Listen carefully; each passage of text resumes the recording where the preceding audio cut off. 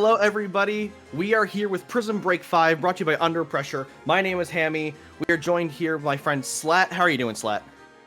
I'm doing really good. How are you? I'm doing great. I am on a roll tonight with just yapping on stream, so we are here and ready to go. We have our teams loading in here. I do not have a confirmation on which teams are currently playing, but we're going to have your first round for you very shortly here. Yeah, look at the stream. We got Close Combat and Minecraft Crew. I had the wrong display up. My bad. Yes, Close Combat and Minecraft Crew. Do you know anything about these teams, Slat? I do not. I just recently got back into commentating, so I'm catching myself back up. I don't think I've seen either of these names before, so I'm excited. I'm excited for what we're gonna see. Is this on Sendu? Yes, this bracket is on Sendo, yes. And yeah, so I do not know either of these teams either, though Amina Acids, I do recognize that player from a lot of open matches, and they are very strong. I want to say I've seen them playing Tri-Sloshers and seen them playing Rapid Blasters, which can be very annoying weapons. But that being said, we have our maps here. First map going to be Umami Ruins on Splat Zones. This one can be very interesting. A lot of ways to set up, a lot of ways to hold out and just get in, and I'm interested to see how these teams want to run it, because it's a very quick map that can be such a strong holdout, and you're going to want to get a very strong early lead to get that first win, because we are in a double elimination bracket right from the beginning. There's no groups, so it is just straight into the thick of it. You have to win your matches because you don't want to go down to losers right after round one. Absolutely. And with Umami being a 2-zone map, you have to split your attention on 2 smaller areas instead of just one bigger one. So it's sometimes it's nicer to split up the crew. Sorry, my cats are running around behind me and it startled me. As I was saying, it's a lot. In my opinion, it feels like it's a lot harder to like organize when it's like, well, you have to capture both zones in order to get the points to down. Yeah, and one big thing too is that because the zones are so small, you don't need a heavy paint comp. You can run those lower paint weapons and still get those zones very, very quickly. So you may see some of these teams bringing out a more aggressive comp in order to focus those fights and focus just winning out the map rather than focusing on objective control necessarily. But we see both of our teams coming in now. We're going to see what kind of weapons they decided to bring for us here. And we see, yeah, there's that actually the Rapid Blaster on a different player than I was thinking it would be. Both teams bringing out the pencil as expected. Both teams running a blaster And both teams running a sword as well, so a lot of similarities we're seeing here. I was gonna say a lot of similar weapons, but very different weapon play styles, because we've got the stamper versus the wiper, the speed, the damage, the pain output. Amina Assets already has a cooler out within the first 20 seconds of the game. We love to see that, as it looks like Minecraft Crew has a pretty good stronghold on the zone, as we see Meat Boy here push forward with the stamper, just trying to take a little bit of space here, Hammy.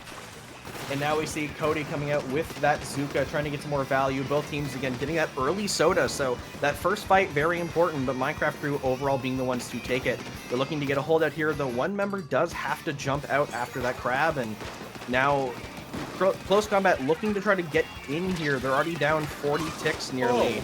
With that jet coming in, is going to be able to get some value, at least push some people out. Another player from Minecraft Crew jumping out, and Close Combat hoping to look to get zone here. Minecraft Crew does have a really good hold on mid right now. Although they did just go 2 down with Close Combat taking the left zone. But Minecraft Crew just jumping right back in and protecting the zone, it looks like, because they haven't quite been able to get it yet. And that Zuka getting some value there, Astra going down, and Close Combat, Amina Assets has to walk away because they're the last one alive, and with that pencil, they can't really hold out much by themselves in a 1v4, giving their team that soda, but Minecraft Crew in a great spot. Slat, if you're Close Combat, how do you get out of this? You need to get at least 1 or 2 picks. You need to get to one of those zones immediately, because there's 8 ticks left on the clock. You have to take it, as you see they did with that stamp right there. Ooh, they throw the stamp over to the other zone to help paint the other one for any teammates that might go over there. But Minecraft Crew just retakes the zone, and it looks like we're going to get a knockout for Minecraft Crew for our first game for Prison Break today, Hammy. How'd you feel about that match? As you said there, that special almost got so much value for Close Combat, but unfortunately that double kill on the hammer wasn't enough. Minecraft Crew, it's interesting because I feel like there wasn't a lot of fighting. It was a very stagnant game for both teams, kind of skirmishing back and forth, fighting each other, but the issue for Close Combat is that Minecraft Crew had control of the map, so they were stalling for time, getting that value out of that just stalemate, that neutral, and Close Combat needed to find a way to get in and kind of take control of the map and then continue to do that stall that Minecraft Crew was bringing. Absolutely. And now at the we are heading over to Hagglefish on Tower. I was commentating. What was I commentating? Oh my gosh, this is real embarrassing. There was a tournament this last week that I just commentated, but I forget the name because I've had a lot going on. But we did have Hagglefish Tower in there. And I was talking. Oh no! I remember. We had Ship Shape, but I compared it to Hagglefish because there's a lot of checkpoints. Neon Whale, you spoon. Thank you, Six. Neon Whale. But there's a lot of checkpoints that are more. It feels like defender heavy, where there's that checkpoint right by that tent on far left. That's pretty easy to guard, as well as the checkpoint that's right at the end. And that's especially important here because you saw in Game 1, both teams running a lot of narrow, straightforward weapons. Those pencils, those blasters, those swords. Yeah. So being on top that left tent is such an easy position. That rapid blaster and that range blaster are going to be insanely strong there. Those pencils as well, but they'll probably let the blasters take that position and back up to those grates. So it's going to be all about which team can hold that top, because the issue is both teams have a good weapon to stand under the tent, but both teams have good weapons to also flush out that tent from the tower and from mid. So this is all going to come down to positioning and mechanics from both sides. I can feel that, yeah. Plus, we do not know if they're going to change up our weapon. We don't know if they're going to change up their weapons yet. We haven't quite seen their comp yet. They might do something completely different than what we're expecting. That's definitely true. Some people like to be one trick, so some people like to have a bit of variety and kind of show what they're capable of. And either way, we're going to see just in a second here what both teams want to bring out for us. See Close Combat coming in here with the similar comp. They got rid of the pencil for a zap. And we're the other side actually here on Minecraft Crew. They're bringing in the ZF scope rather than the pencil, and also bringing in the vanilla stamper instead of their original crab stamper. Oh yeah, I was gonna say very interesting picks here, but I can't wait to see what we get Minecraft Crew already has a cooler out. We're seeing a lot of good, quick cooler output from both teams here, and I'm loving to see it. Yeah, that's the nature of cooler. You gotta play those high paint weapons, get a quick cooler, both those zaps coming in for their teams. We do see the flank coming in from the Wiper, though also this Stamper on the other side as well. Both teams having a Splatana that locks in, though. Close Combat getting value out of it because Minecraft Crew's Stamper could not get in there. A trade on the tower. We see both teams kind of skirmishing as we saw in the first game, but Close Combat being the one in control of the map this time, getting 3 down, and now they're looking to push this first checkpoint. I was gonna say I don't believe you called it out or not, but we're seeing instead of a rapid, a regular rapid, we're seeing a rapid pro instead. I don't know if you mentioned that. Oh, I didn't even notice that. Close Combat. Yeah, a little bit of switched up. They've also got the Nautilus as well. They switched up a lot of their weapons, I will say. Close Combat making it to the second checkpoint already. 34 points in. That's a really good push from Close Combat, but it's giving the chance for Minecraft Crew to get back in and show them what they're made of. Yeah, and that's exactly it. Minecraft Crew need to prove that once again they can hold out the map, just as we saw in Game 1, but Close Combat now, they're the ones that are still in control. They are losing a bit of space, and we have Where's Bear coming in with this Kraken, getting one, pressuring the second. Deceased does jump out with that Nautilus to a different position. It gets picked off by Bear after their Kraken ended, and they have their blaster back. Minecraft Crew now at this first checkpoint. They're looking pretty strong, like they're going to be taking it. So it's going to come down to the second checkpoint, seeing if they get closer or more points than Close Combat just did. Well, it looks like they're getting pretty close to it. They made it to the second checkpoint as well. Only the Nautilus has a special, but the Nautilus does go down. We've got a Kraken on tower, just trying to get points down as the blaster just keeps knocking them back off the tower. So they do not, unfortunately, break the checkpoint, but that's a pretty good push for a Minecraft Crew. Yeah, Close Combat doing a great job at taming that Kraken to keep their lead, but Minecraft Crew is still not pushed out yet. We see on the side, oh, they do have to actually jump out, so Minecraft Crew now losing position, though Where's Bear coming in with that blaster, trying to make something happen, missing their shots on Astra. Astra's too close to get indirected. They get pincered by 3. Very good team play there for Close Combat to take it patiently, and they fight the blaster where they know they can win. We have Amina Astra trying to take this tower, get that poke out with those whales, with that blaster. Deceased walking in with this splashdown, getting traded out by the ZF scope. And now just specials coming out left and right from Close Combat. Minecraft Crew trying to minimize the damage and doing a decent job. Yeah, absolutely. Close Combat getting another chance to put a little points on the board. Oh, well, my apologies, which Minecraft Crew did get the, get the tower back, and Where's Bear does pop Kraken, trying to at least either cause a bit of displacement or get a couple picks.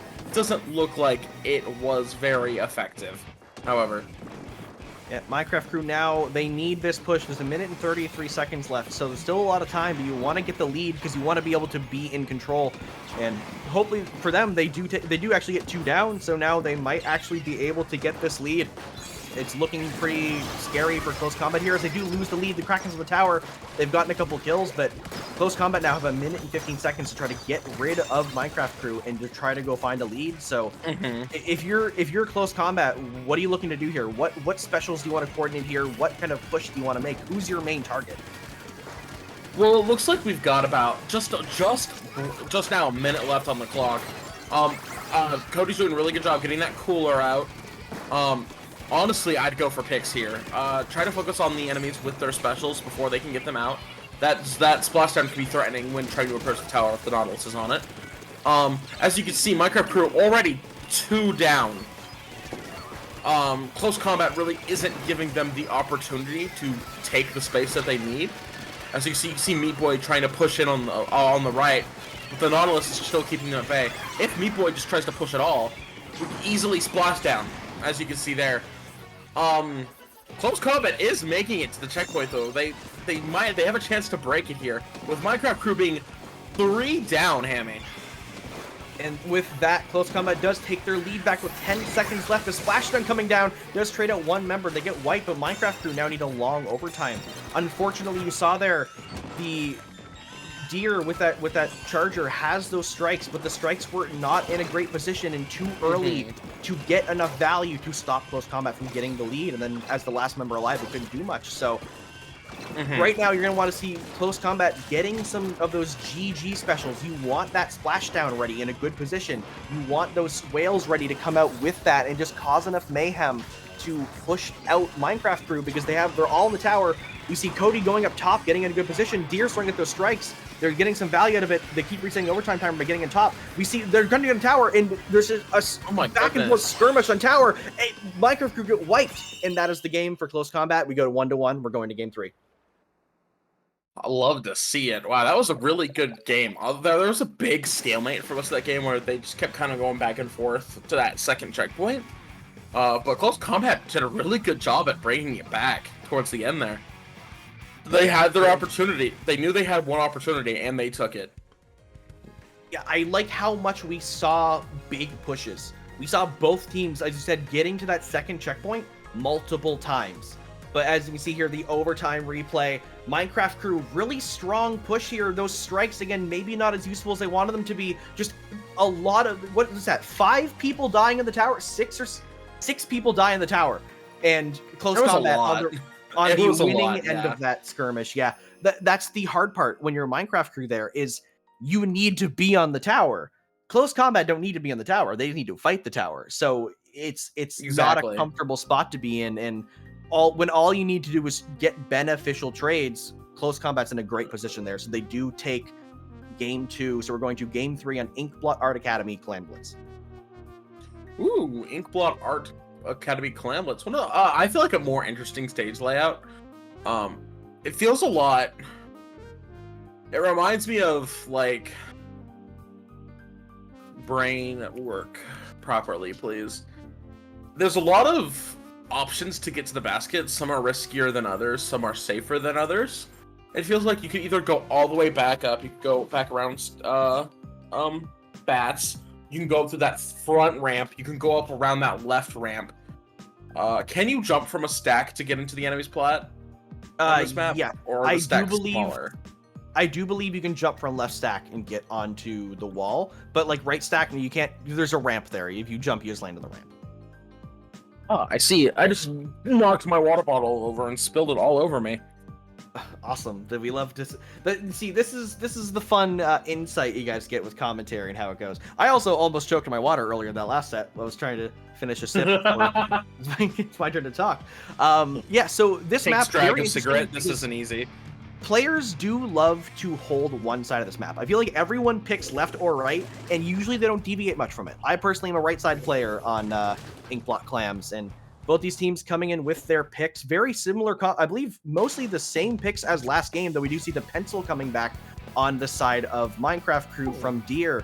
And now we see a very, very early flank from Meat Boy walking in with that Stamper, though they are seen by 3. Cody coming in to support it. They do actually get 1 in a trade. Both Platanas are down. Soda's coming up from both sides, and we're seeing a very similar opening to how we've seen previously. Yeah.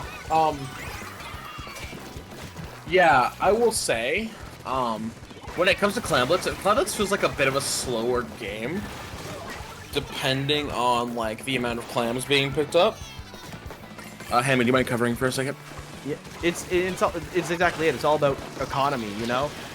Every other mode is just about push the objective. There's a big object, go to it. Clam Blitz is very different. Everyone is able to contribute from far away. Everyone's able to hold clams, whether you're near a teammate, whether you have a power clam, whether you just have one clam. As you see the power clam there going down from Cody, unfortunately getting missed it and not able to get that push. Though we do see another member from Minecraft Crew walking that power clam in. So Minecraft Crew, a very staggered push. Not as many points as I assumed they wanted, but now with these sodas, they're back in mid. Deer's getting ready to set up for some defense, and Minecraft Crew wants to try to hold the map here. I will say, sometimes it feels like getting one ball in isn't quite enough of a push. Excuse me, sorry. Sometimes it feels like it's not enough of a push, because sometimes all you need is just a ball and a clam to get past 80. But on maps like these, where it's very, like, skewed, and, like, one team has most of the clams, and sometimes it's not that bad of a risk to take to just get one ball in if that's all you can get. Because sometimes that lead is all you need. That's exactly right. There are so many clams games that end at a 80-100 scoreboard, sometimes even just in a long overtime. It's all about Clam Blitz. The first push is so important because it gets you on the board. Sure, it gives the enemy team a pity clam, but if you play strong enough, that's not going to be enough of a factor to make you lose the game outright. As you see, though, Close Combat is getting pushed back. Minecraft Crew want to make another push here. They're all in their base, but they need to jump that power clam in. We finally see Deer jumping in with that power clam into the bunker. Multiple players going down on both sides. Where's Bear in that Kraken, so they can't get picked out. Power clam from Close Combat does despawn, so they're going to lose some of that pressure they have for their own counter push later. And with halfway in the match, it's looking very in favor of Minecraft Crew. So, Flat, if you're Close Combat, what do you have to get in there? Looking at Close Combat's comp, gosh, what special does Rapid Pro have? Is that VAC? It's Whales. Whale, okay. Honestly, their Ultra Stamp might be a good way to push in if they use Cooler and get that stamp up. Getting a few picks and getting in with a special, I think, is their best bet with 2 minutes left on the clock here. They have to get at least 2 balls and a clam in order to get the lead, which is quite a bit of work. As you see, Close Combat does go 2 down. Minecraft Crew, like you were saying, has a really good chokehold on this match. They're doing a really good job at keeping Close Combat at bay, getting the picks they need, and getting the clams they need to make a power clam. And the unfortunate part, too, is that the 2 members of Close Combat that did go down had all of their clams. You see, now they're getting staggered in their base and spawn camped by Minecraft Crew. So any hopes of a push aren't...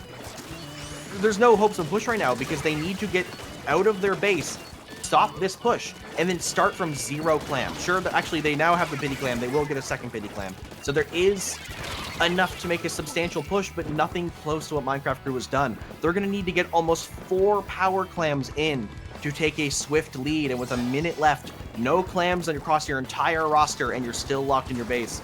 This is heavily in favor of Minecraft Crew, and Close Combat are going to need a miracle to win here. Like I said, Minecraft Crew are being very suppressive here. Not really giving Close Combat a chance to, no pun intended because her name is Close Combat, but not really giving them a chance to get in to get those hits. Minecraft Crew is just doing a really good job. You see that to the double for Meat Boy here. Just not really giving them a chance to get in. Honestly, yeah, Close Combat need to stick true to their name. They need to get closer. They're getting out skirmished by Minecraft Crew. We need to see, I believe, Coffee on the Swiper getting in and doing more damage. We need Deceased as well on that Nautilus to just try to get in. As they do walk in and get Meat Boy down to that Stamper, Deceased walking in alone as that is a true aggro Stamper, or Nautilus, sorry. The Splashdown does trade out the pencil, but we're now overtime. No one has the Pity Clam. Close Combat need to generate something, and I think that may be it with 3 players down, and then the 4th goes down as well, getting staggered in their base. There's no time left. And yeah, I don't quite. Yeah, yeah, there's enough time for them to get a clam in the basket. Yeah, that is going to be the end of overtime. A well-fought battle by Close Combat, but Minecraft Crew was taking this first set 2-1. Yeah, congratulations, Minecraft Crew. Very excellent gameplay from them. They were very suppressive. Oh, for sure. Both of the games that they won, they had map control nearly the entire time. Game 2 was a case where it was very back and forth, and that was a very competitive match. But overall, Minecraft Crew did prove that they were the more consistent and stronger team in Game 1 and Game 3, and that's a very strong opening. Again, with today's format for Prism Break, we are doing a double elimination rather than Swiss into brackets. So Close Combat on their last leg now, they're going to have to make a run through loser's bracket, whereas Minecraft Crew are sitting comfortable in that winner's bracket, continuing on to round 2. And those are some exciting matches to start off, I will say. A great start to this Prism Break. A lot of good gameplay choices, actions. Yes, I'd say. I'm not just saying words to buy time until the next set comes up. You are. We're totally not trying to buy time because we're commentators and that's our job. But once again, yes, congratulations to Minecraft Crew. They are going forward now. We are going to round 2 of the winner's bracket. We will have the next match for you up shortly. Yeah, so we are waiting for the confirmation on which team that will be, as well as getting everyone in the match, obviously. But the next round is ready. While we're waiting, very, very soon. Yes, Slat? While we're waiting, I will say, if you heard me mid-set while I was commentating, I kind of like caught my breath. I have a kitten. She just jumped up and threw herself out a window. So I just, like, directly to my right. So I just had to, no, into a window. Oh, I think you said out a window. I'm like, whoa. No. Thankfully, the cat's still in here.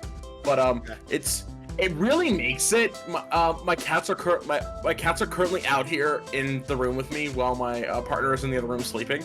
So and they're currently playing. So it is a real challenge to try to commentate without getting interrupted. You send cat pics, please. I'll send them later in somewhere in Under Pressure staff. Yeah, we need cat pics. So you're saying, yeah, it's a challenge, but like, you get the better commentating experience. You get to sit there and like play with cats. I'm just kind of sitting here fiddling with stuff on my desk. No, I gotta focus. We do have our two next teams though. We've got Spectral and Retro Records. I feel like I've seen that name Karis before, but other than that, I love seeing teams that I personally do not know of, because I love seeing new gameplay. I love learning about how they play and how they are.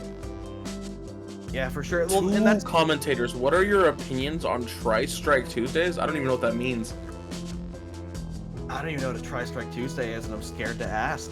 But yeah, so that being said, that's the nice thing with Splatoon as a scene. A lot of teams form and change rosters, and there's always new players, and I think it's more fun that way. As much as it's nice to have people that you know and can root for, there are people like that in the Splatoon community.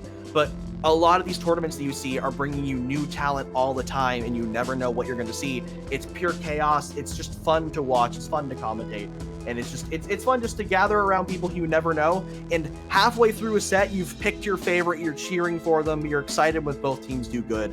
And I'm excited to see both of these teams do good this set going into our first match on Robo Ramen Splat Zones. Yeah, absolutely. I do want to say very quickly, most commentators commentate for multiple different staff agencies. So this is first of all, not a tournament I've ever heard of, but I'd love to learn about it, as well as I commentate for IPL, FTIU, Under Pressure. We go everywhere. So don't really feel like it's a competition. We want people to watch Splatoon as much as possible. Oh yeah, for sure. It's all about just showcasing and broadcasting as much as we can. You know, even recently at Riptide, adding a second stream in just so we can get as much content on stream as possible.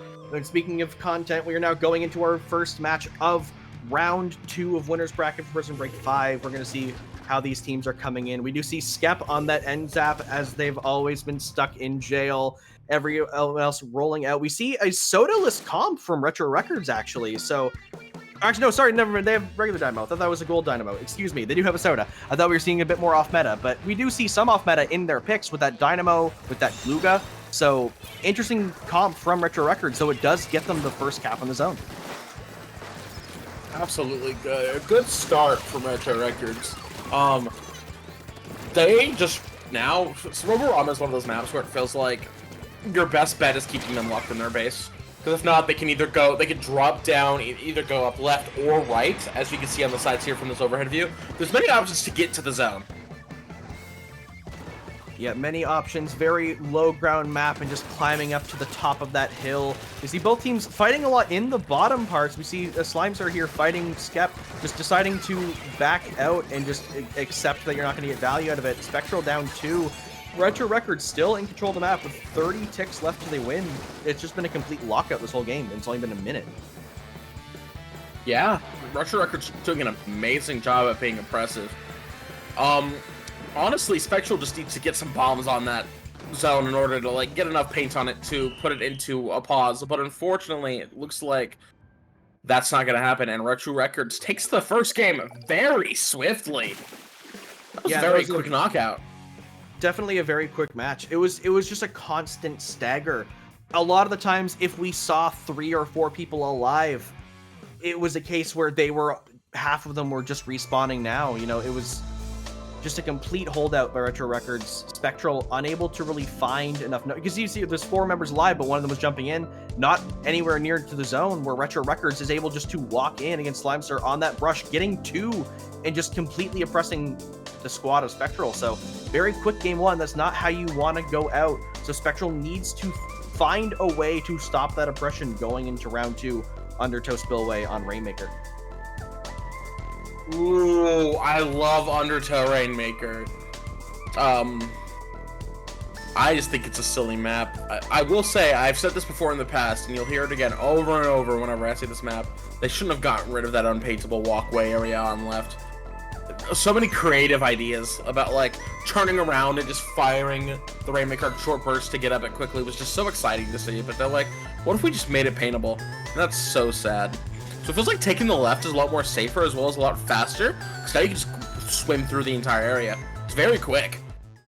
And speaking of map changes, there are those little caves on the side of the zones as well. I like to call them cubbies. Yeah, little cubbies. I like Cubby. That's a fun name. I might start using that. But Retro Records, we saw a very strong Ink Brush player in Slimester, so a very good position to get through with that brush. So Spectral are going to need to be on top of their awareness of where Retro Records currently are and where they're going. This is a very, very different map than Robo Ramen. There's less options to get in. So Spectral need to make sure they are covering those few options and are as aware as possible. We see 2 swords and a Wellstring coming out, so a very different comp from Spectral. Retro Records running the exact same comp, so we're going to see if the tried and true comp of Retro Records is going to be able to beat out the brand new comp in the changes map and mode specific of Spectral. I'm not surprised about that quick Rainmaker pop. They do have a Wellstring on their team. One of those, like, wow, Nintendo, why didn't you nerf that kind of situation. Damage to the Rainmaker Bull if you're a Wellstring is insane. There was a time I was on Wellstring and I was able to hold it against, I think, 3 of the enemy team. It's basically like an easy let's pop the bubble button right at the beginning. Retro Records, even though Spectral got the pop, is doing an amazing job and already getting a push, starting to get picks on Spectral. For sure, that's the one thing with Wellstring. Sure, you've popped the Rainmaker fast, but if Retro Records hold the map, you've popped it for them. You've given them an opportunity to push without needing to pop first. And the 3 members of Retro Records going down, the Rainmaker by themselves trying to make the push happen, giving jumps to their team. We see Slimester walking in, getting picked off by a well-timed shot from the Wellstring, and now the Spectral continuing to hold in their corner, but they do manage to pick off the Rainmaker by themselves some time. 2 members left of Retro Records. They are backing up and opting to try to skirmish here and not get overextended. Oh yeah, absolutely. They got a pretty good push, but now it's Spectral's turn to come in. Am I crazy? Okay, no, it must be the cooler effect. I was like, that Rainmaker is moving very fast, but I didn't notice the cooler arrows until I just like looked a bit closer. Retro Records, Spectral does take the lead and gets the first checkpoint, going for the more like riskier checkpoint over on right, which is an interesting choice, I will say. I think Spectral needs to play riskier. We saw game 1, they got shut out. They need to play fast and hard and get Retro Records just in a bit of a pickle and not let them play their game. So I do respect that right check. Again, being the first checkpoint gotten, showing that it worked. Though Retro Records trying to get the checkpoint, they do go down to the bomb. I don't think they registered there was the suction bomb there, unfortunately, based on the angle of it, because it was kind of like front-facing, like cursed cartoon style, just looking straight at you. So Spectral able to hold this out, does get the wipeout, and that Wellstring is going to pop that Rainmaker shield so quick, giving them time to either grab or let it reset. They have a pretty good. It was smart of them to stop them at the checkpoint. It feels like the checkpoint is a good wall to use as the enemy team when it's like, in order to continue, they have to get on top of that pedestal. So as long as you can keep them from getting that pedestal, it's a little easier to guard the Rainmaker, in my opinion. An attempted push there from Spectral, not able to really get more value. Oh, awesome pick. Actually, the trade there in the bubble, though the bubble does get taken up by the Booyah, will not be able to give any jumps or any support as Retro Records grabs the rain but does get picked off, so it's still in a bad spot. Spectral does have the numbers advantage, and they do have sodas, but they need a way in. It's a very weird chokehold, because they are getting 2 down, so they lose 1. Slimeser walking in, trying to do some damage in their own base because they were getting behind them. They let the Rainmaker get to 37, so Spectral in a very great spot. They're staggering Retro Records just like they did to them in Game 1. Just like Retro Records did to them? Yeah, just like Retro... Yeah, that's what I mean. Retro Records... Right. Yeah. I was a bit confused for a second there. Yeah, they're doing a really good job at being impressive, like I was talking about in the first game. Bit of a role reversal that I didn't quite expect to see. Just the very quick, immediate oppression from Spectral. To see them going from being knocked out game 1 to see them going crazy and getting the picks they need to get the points they need. It's really exciting to see.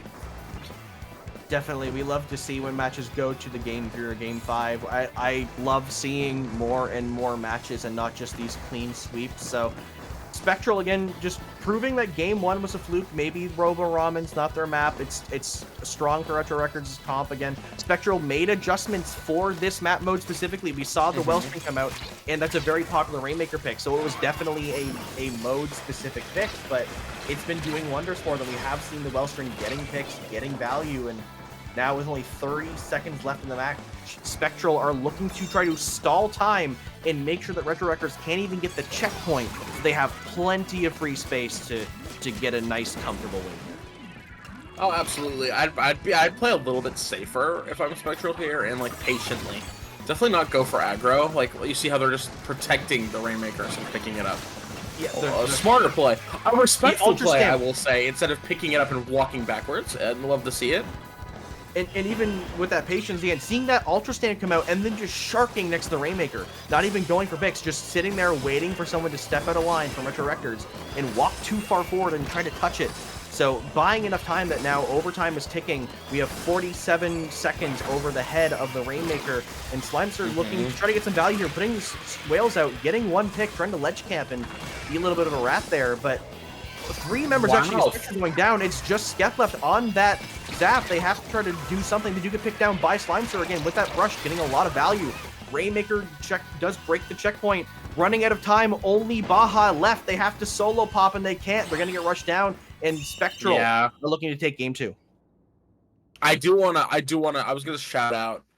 That was a really good end of the game push there. Unfortunately, they didn't get the win, but they still held onto that Rainmaker for a long time and got the checkpoint. That was still really impressive from the side of Retro. Yeah, Retro made a great push at the end there, but Spectral, again, had such a good lead that they had just a comfortable position. They knew that it's they can give up that checkpoint. It's fine. Retro Records still have to push all the way to 15 to take the lead. And as you see there, they get the triple when they break the checkpoint, so it doesn't matter. There's only 1 player left, and it's a Rapid Blaster. A Rapid Blaster is not going to win a 1v4. They're not going to solo push a Rainmaker, and you can just walk straight at them. Though that being said, now with Game 3, Mako Mart Tower, different than Game 1, it's different than Game 2, so we're not going to be able to see...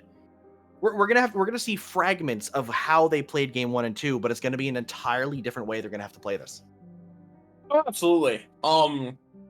Another one of those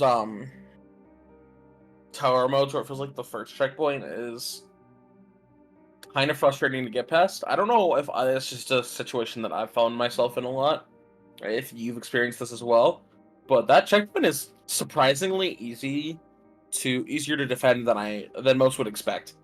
Feels like if you make it past that checkpoint, you're going to be able to do a pretty good job at making it the rest of the way. Even though I will say that tower gets stalled a lot between, I believe, the first and the second checkpoint, or the first and the third. I don't remember how many there are, but that area where you're going in front of their plat and right around their stack, it gives the enemy a lot of opportunity to defend. Yeah, definitely. The way this map is formed in an interesting way where the first checkpoint, the defenders can reach the tower can't reach the defenders. So it's a very hard thing to get through, as you mentioned. Checkpoint 2, it's a very even fighting ground. The tower's next to the plat. There's a lot of back and forth. Checkpoint 3 is scary because there's nowhere to defend Checkpoint 3. It's right next to the goal. You're in a spot where the defenders have low ground and nowhere to stand. So you really want to defend that first checkpoint because every checkpoint gets progressively harder and harder to defend. Though both teams, again, bringing in their comps, we do see strikes coming out from Spectral with that ZF charger, though 3 members going down. Skep's last one alive does put down the sodas, trying to get ready for the respawns of their team, but Retro Records already waltzing to that first checkpoint, only 20 seconds in. Though 2 members go down, no one on the tower. Spectral might be able to defend this, and they do with the wipeout. Ooh, exciting. I will say, I don't know if this was in the game before. In fact, I don't think it was, but that carbon we're looking at right now is a new pick. Good choice. A lot of ledges on this map.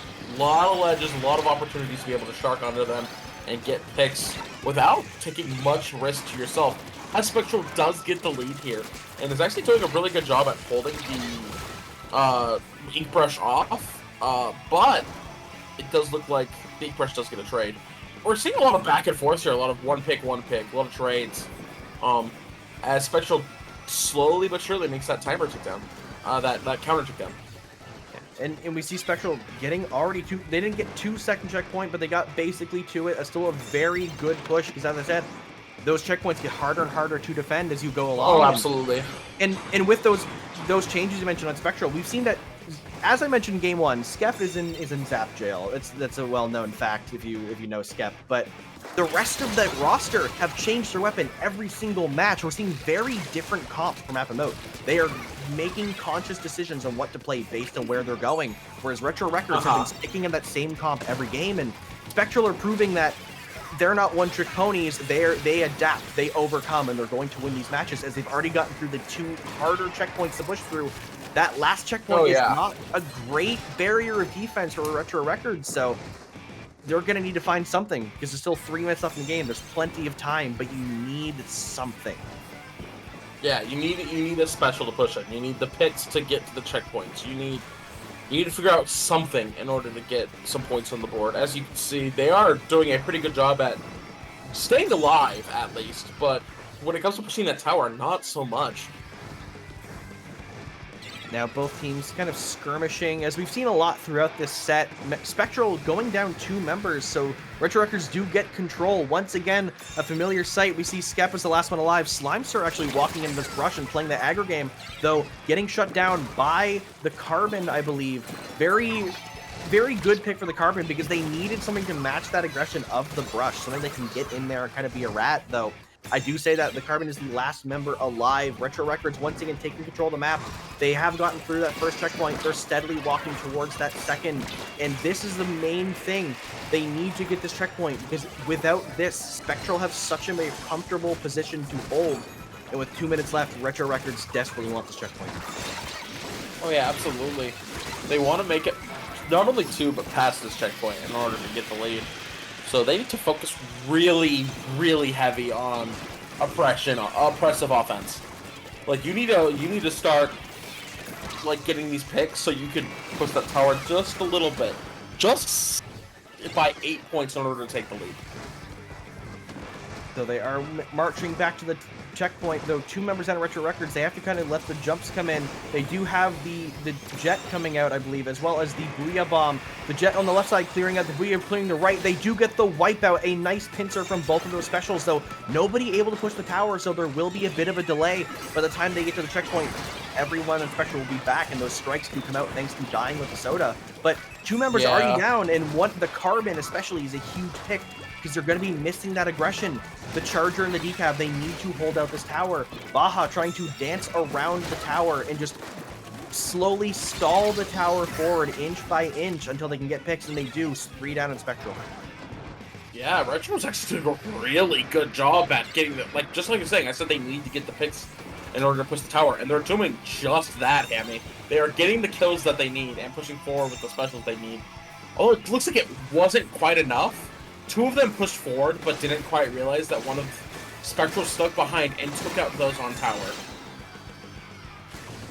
25 seconds left. Retro Records, despite the really strong push and a wipeout, still haven't gotten any extra points on that checkpoint. We see the decaf coming through, getting a pick, though, getting traded out. Slimester jumping in and getting some value, but they're the last one alive. They need to make a miracle happen. They get the pick. They go back to the tower. They're putting up those whales. There's only 5 seconds, and Retro Records still in control of the tower. They need something here, though. The decaf jumps on. They get the picks, and before the jump can land, they control the tower. They control the game, and Spectral take it in a reverse sweep 2-1, and they go to round 3 winners. Oh, wow. Well, you love to see that. That was awesome. Definitely, for sure. We love to see those overtimes on the tower, both teams fighting. We saw it, I believe, the last set on the Haggle Tower from our previous teams. So that's the kind of stuff you love to see. You don't know who's going to win. It's game 3. Anyone can win the fight on the tower, and ultimately this time it was Spectral. We see there in the replay. Just, yeah, huge shout out to Slimester on that brush, getting the pick, trying to fight the 1v2, and realizing my teammates are jumping in. I'm going to walk in and be a brush, but unfortunately not able to get enough value because that decav pick was such a strong one from Spectral. It was a good one. That was a good final pick. Shout out to, who was the decav? It was Karis? I hope I'm saying that right. I hope I'm saying that name right. God, don't put me on a pirate chat. I'm sorry. Please correct me if I'm wrong. Amazing save at the end there. For sure. So once again, Retro Records unable to clutch it out. They will be going down to the losers bracket as we are in a double elimination. So they're still in the tournament. They still have a run they can be making. Spectral in a more comfortable position, though now they're going to be going to best of 5s. From now on, all winners matches are best of 5 rather than best of 3. So that being said, I do believe we're going to be going to a quick break here before we go to round 3. So we will be back very, very shortly. You're not going to want to miss it.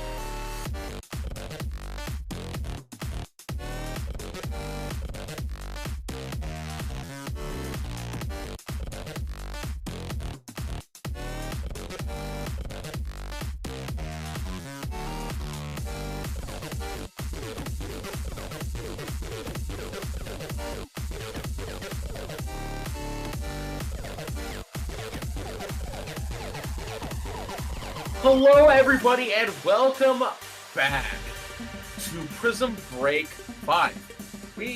Interesting matchup. Bad Piggies versus Minecraft Movie Steve.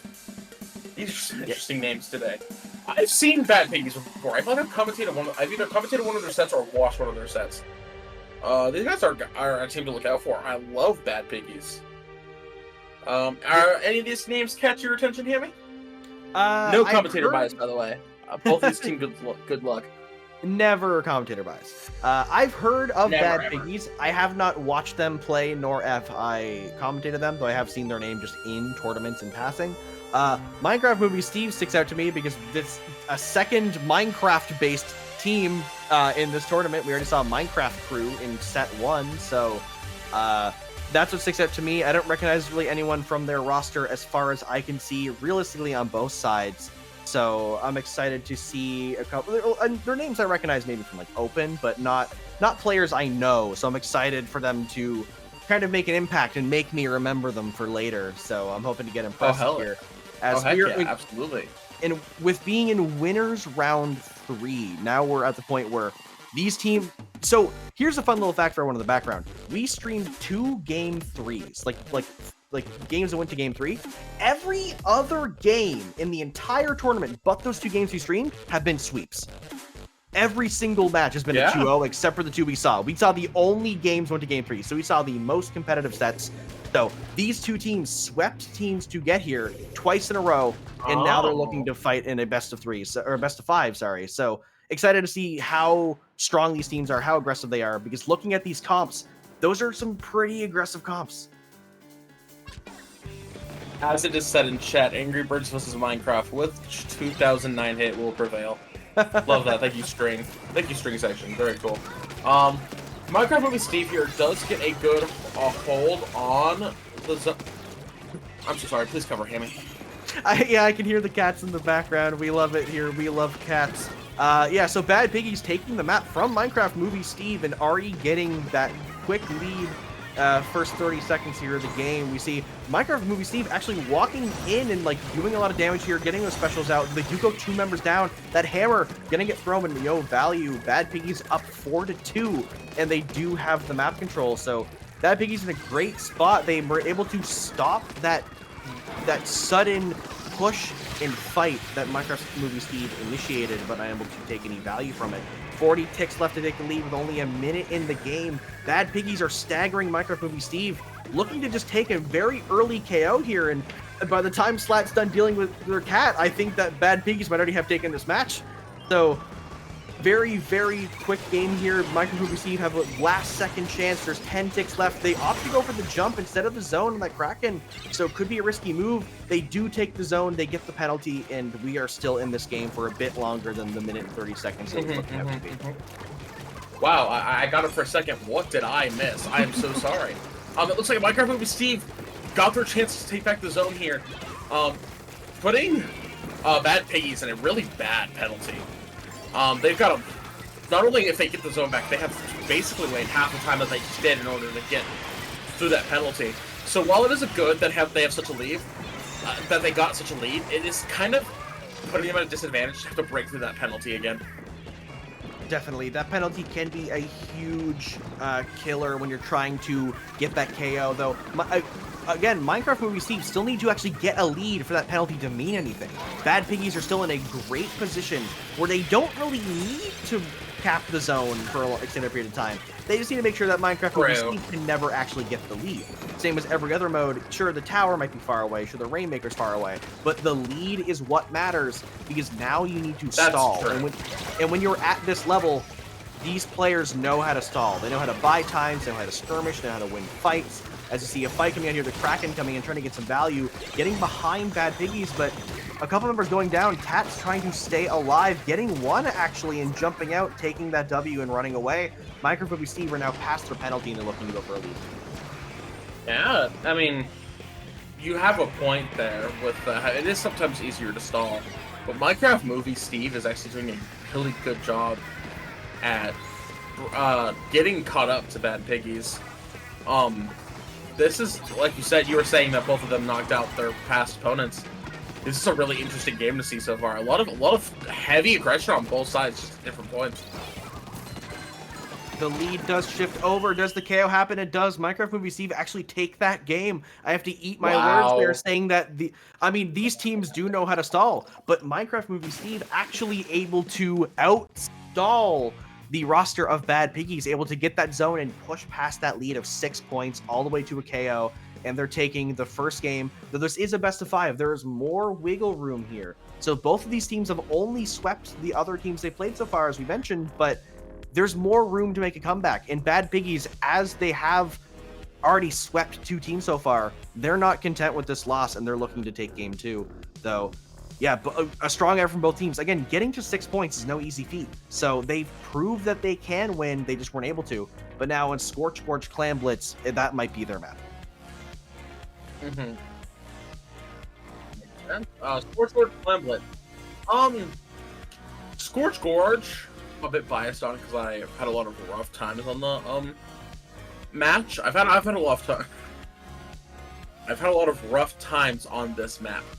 But clams, I feel like this map is really good for clams because it's pretty open in mid, other than the big old stack in the middle. Which is that big stack there during clams? I actually don't recall, but it helps that steadier game sometimes feel a little bit more like full instead of like, hey, we've got 8 people spread across the map trying to pick up these little golden like clams until one of them gets the ball and then they start fighting. It feels like most of the clams are out where you're gonna have to fight people. For sure. And this map is very... this is one of those maps that there is a clear defined pushing route, but there's that second backup route that's riskier but has a lot of value. If anything, you're going to want to see a lot of aggros walking across that bridge and just fighting. Maybe we're going to see that sploosh coming in from the side of Bad Piggies walking across that bridge. Though, then again, they do have a pencil inside of Minecraft Movie Steve, so maybe they're going to be looking to have that pencil just completely clear that area out and not let any players walk across. So the aggressive comp of Bad Piggies versus the aggressive but a bit more conservative and patient comp of Minecraft Movie Steve. We're going to see which team is able to fight it out better here as we're getting into this initial skirmish where one player Minecraft Movie Steve does go down, so Bad Piggies might make a good opening. Bad Piggies also doesn't have cooler. I don't know if you mentioned that or not. No cooler on their side. Interesting choice to make after winning losing their last game. However, they don't seem to care as they all have their specials out and already have a ball main. They have a pretty good stranglehold of mid too. They have a good opportunity to get a push here soon as long as they get the picks they need there. See, they go 2 down as Sabino runs in and gets a ball in. Just like that, Bad Piggies start off with a pretty strong start, getting the score down to 71 and counting. A great push from Bad Piggies. Again, we saw the pincer. We saw the T-Tech walk over the bridge, like I mentioned. Different player, but same strategy. We saw the Wiper using that hammer to walk in. They pincered to get the couple picks. And getting to 59 is a very good position to be in because in Clan Blitz, for those of you who don't know, Power Clam does 20 points. So it's not uncommon to see 2 Power Clams fly in and immediately get to 60, and then that's the end of the push. So Bad Piggies now are in a spot where if those 2 Power Clams come in, they're still in the lead, and that Minecraft Movie Steve will have to get more clams than just 2 Power Clams. Well, I say just 2 Power Clams as if 2 Power Clams is easy. That's still really difficult to get in there if your economy's not great. So Minecraft Movie Steve really need a long, solid push if they want to get a lead here. We see them trying to push up into the gate. They do go 1 for now, but they have the Zukas from 3 a.m. SPL there. The Kraken coming out from Bounce as well, trying to just run around in circles and try to push out Bad Piggies just to give some space, but Sabina with that hammer actually does get picked off by the pencil, and Minecraft Movie Steve getting 3 down, actually. A very interesting staggered push, but it still got them what they wanted, and now they're looking to get some points on the board. Yeah, they have a really good chance to take the lead, as I was about to say, as they do get those 2 balls made, as well as throw a couple more clams in, and they're still throwing the clams in. So you quite literally jinxed it again. You're like, oh, they have to get 2 balls, but that's kind of hard to do, and then they got 2 balls. Well, I say it's hard to do, but these are very strong teams. Again, we're in winners round. Absolutely. So these teams are not pushovers. You're never safe. Again, Bad Piggies, both games so far, they had pushed to 6 in that Barnacle Splat zones, and they pushed to 59 in this Clam Blitz Scorch Gorge, which are very good scores in a normal game, but when you're at this point in a tournament, you need more than that. You're never safe until you've KO'd or until the timer runs out. So Minecraft Movie Steve, again, breaking immediately with a jump and walking with that Kraken, getting one, pushing the hammer out of position so they die, and just getting another pick. Wow. That's a lot of value for a Kraken that also got in a power clam. It was 17 points left till they win. They have backed out. They're respecting the space. Though, and never mind, a super jump comes in and gets a pick. They're not respecting the space. They are playing super aggressive. They are not letting go of the gas. With a minute 35 seconds left, Bad Piggies need to take this map back, or else they are not going to get this match. Oh yeah, absolutely. They currently have 2 pity clams, one they had to pick up, and one right in the basket. But now they have 3 pity clams. With Minecraft Movie Steve getting another ball in. So honestly, at this point, if I was Bad Piggies, I'd get in as soon as I can, grab that ball, so another pity can drop, and then shoot. The only thing you really can do is try to take space. Yeah, and you need those picks. They do get 2 of them. They do save that power clam as well. So Minecraft Movie Steve are now going to try to regroup. You see, all of them are alive. They're going to be giving some jumps. Jess is in a good position with that pencil there to try to stop any movement from Bad Piggies. Bad Piggies are lacking a backline, and they don't have anything that's quick and long range like a Zuka. So they need some method of getting in and getting rid of the range that Minecraft Movie Steve have over them, because they're just oppressing them. We see 2 members of Bad Piggies walking across this bridge, though Bounce with that Kraken is ignoring it. They're focusing the power clams. There's 30 seconds left. The power clams are the key, and they are keeping their eyes on the prize, not letting Bad Piggies hold those power clams. I will say, Bad Piggies have plenty of specials to get picks and displacement if needed. They've got 2 stamps, a Booyah Bomb, and Tri-Strikes. So they have plenty of specials to get anyway. They just need to take advantage of that good pain. As you can see, they got 2 balls and bringing them down to 36. They just need to get a couple more. They get another ball in them. They just need 2 claims, and as they take the lead in the last 3 seconds, Hammy, as they get it down to 4 in the last 3 seconds. Oh my goodness. Wow. As I said earlier, you're never safe at this level till you've KO'd, and the cat's sharking on that blaster, getting down the pencil. So they've lost their backline from Jess, and now 2 going down, 3 going down. Bounce is jumping in with the power clam. They can't even break, and even if they did, it wouldn't have been enough. They needed more than that. Bad Piggies taking it at the very end, and just very strong last push. We didn't get to see it on the spectator cam, but they got the first power clam in. They ran the second one in. They actually missed the power clam. We saw the throw, but it did not go in. I thought maybe it went up to the top level where you can't reach it, but they did eventually get it in, and that was very important. If they didn't get that second power clam during this replay, they got that clam in, and then we see that third power clam jump in. Those 3 power clams you talked about earlier gave them enough value, and the last member alive of Bad Piggies, I believe it was Sabino, able to get those last few clams in. And both of these games have been very back and forth, and the team we expected to win has not won. They've both proven that they can come back out of nowhere. And speaking of coming out of nowhere, Mincemeat Metalworks Rainmaker is not a map that you expect to see in a tournament. It was... What is happening? It was... I believe it was voted in by the players or by the community. I'm not quite too sure how we've ended up here, but it's not about the journey, it's about the destination, and the destination is Mincemeat Metalworks. So? No, I don't agree with you in this situation. Most of the time I would agree with you. What the... Excuse my language, but what the scallop is Mincemeat Metalworks doing here? I don't even know what to say about Mincemeat Rainmaker, because I don't ever see it. It's moments like these... There's a lot of... Oh, go ahead, please. I was gonna say, it's moments like these I love, because I'm looking over at the Twitch chat, and everyone is going, yes, Mincemeat Rainmaker, or they're saying, what? Why? Huh? And so now the fun part is, one of the things with competitive maps is that you see a lot of the overplayed maps, the maps that people know. And with these competitive players, they have been playing for a long time. They know how to play these maps. The real question, do they know how to play Rainmaker Mincemeat Metalworks? Have they played enough open rotations to really run into it? Have they I doubt either of them have specifically practiced this map through like scrims or anything. So this match might come down to which team can adapt faster, which team is able to look at what's happening and go, I know how to do this. There's no muscle memory here. This is all active ability to play the game. Exactly. It looks like both teams have a splatter shot out now. As well as... Wow, Bad Piggy still doesn't have the cooler. Are you aware? Do they have cooler for their first game? I don't actually remember, honestly. It's one of those things where, yeah, there was no cooler. No cooler. Yeah, they did not have a cooler in game 1, and it's...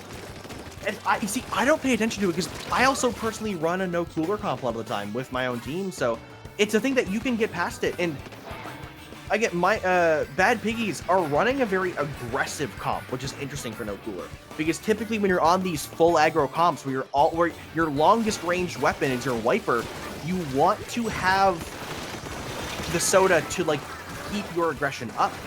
But that being said, they've still given us very competitive matches. They've even taken a set, so both teams taking one match. And, you know, if they don't need the cooler, all power to them. A lot of people think it's this end-all, be-all, but it's teams like Bad Piggies that can prove you don't need the cooler, you need to get good. Dang, okay, mate. Alright, I personally was just gonna say, I recently quit my team because it just accomplished too much.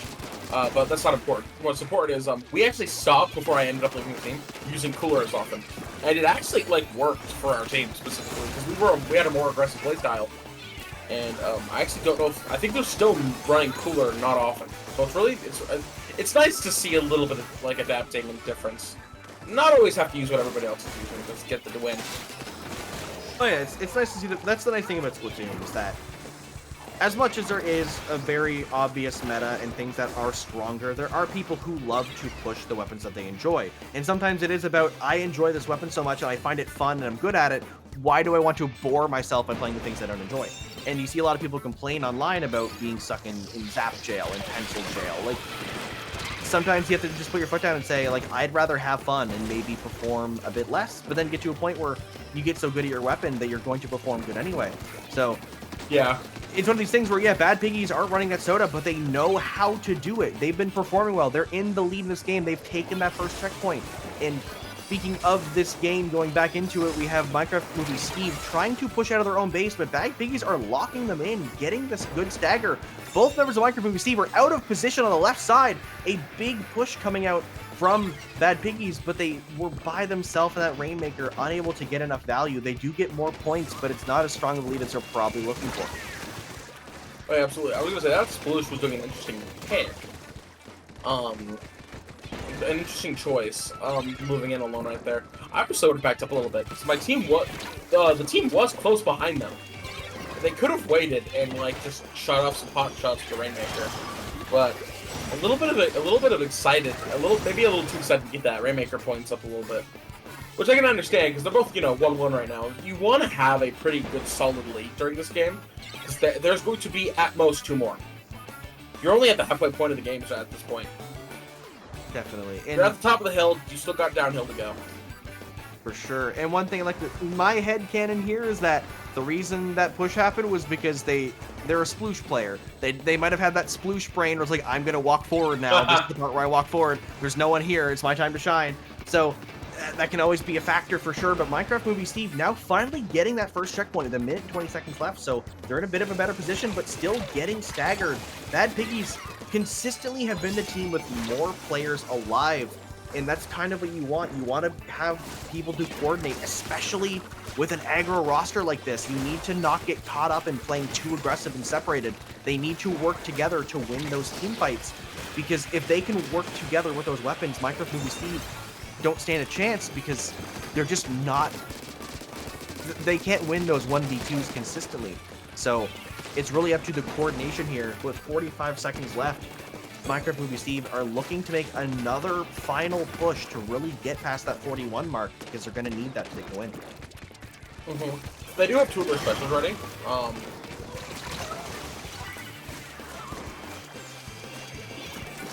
Sorry, I got distracted by the numbers of the players I punched. I've never seen those before.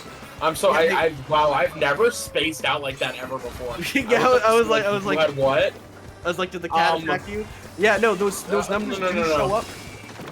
The numbers show up when you hold down the button, where it shows like what button press it is to change who you're spectating. Though, With 5 seconds left, the Rainmaker goes down. This match is looking like it's going to be Bad Piggies, potentially, depending on how this pop goes. There is a bit of overtime for Minecraft Steve, but they need to pop this Rainmaker or pick it up after it is popped, but Bad Piggy's going to hold that pop.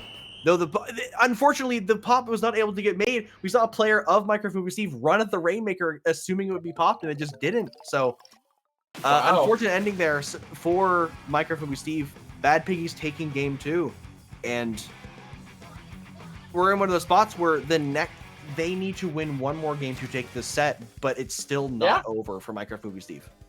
Ooh, fist bump. Yeah, here we see that replay. Just back and forth. Look at the bubble. Look at the Rainmaker bubble. The stagger or the stall from Bad Piggies, and then Minecraft Steve almost popping it. One of their players stopped popping to pick up, and I think that was the nail in the coffin because there wasn't enough power to pop it, and it just let Bad Piggies stall it for that extra 1 second, half a second, to not let the pop happen and prevent the overtime. Yeah. That was a really good game. It was pretty even. But up next we are going to Mahi Mahi Resort, which I have seen some teams get absolutely destroyed on. On the other hand, I've seen a lot of like stalled matches where that zone is looking like a disco floor with how often it's changing color. Now, here's an interesting thing to think. There's two points I'd like to think about here. One, pencil is a very well-known strong weapon here on Mahi Mahi. Oh yeah, absolutely. And absolutely. with that pencil from Minecraft Steve, they could have an advantage. But that being said, my team does not run pencil, and we win like 90% of the time with this map. We have a way that we play it that we know how to fight pencils. So maybe Bad Piggies have a way to fight that pencil. And alternatively too, until the water levels change, the map is very small. There's not a lot of room. So these aggressive weapons from Bad Piggies could have a very strong position because there's nowhere for these longer range weapons on Minecraft Steve to position themselves and stay safe. So it's all about this first half and seeing who can control it until the water levels change. Yeah, absolutely. Minecraft getting a strong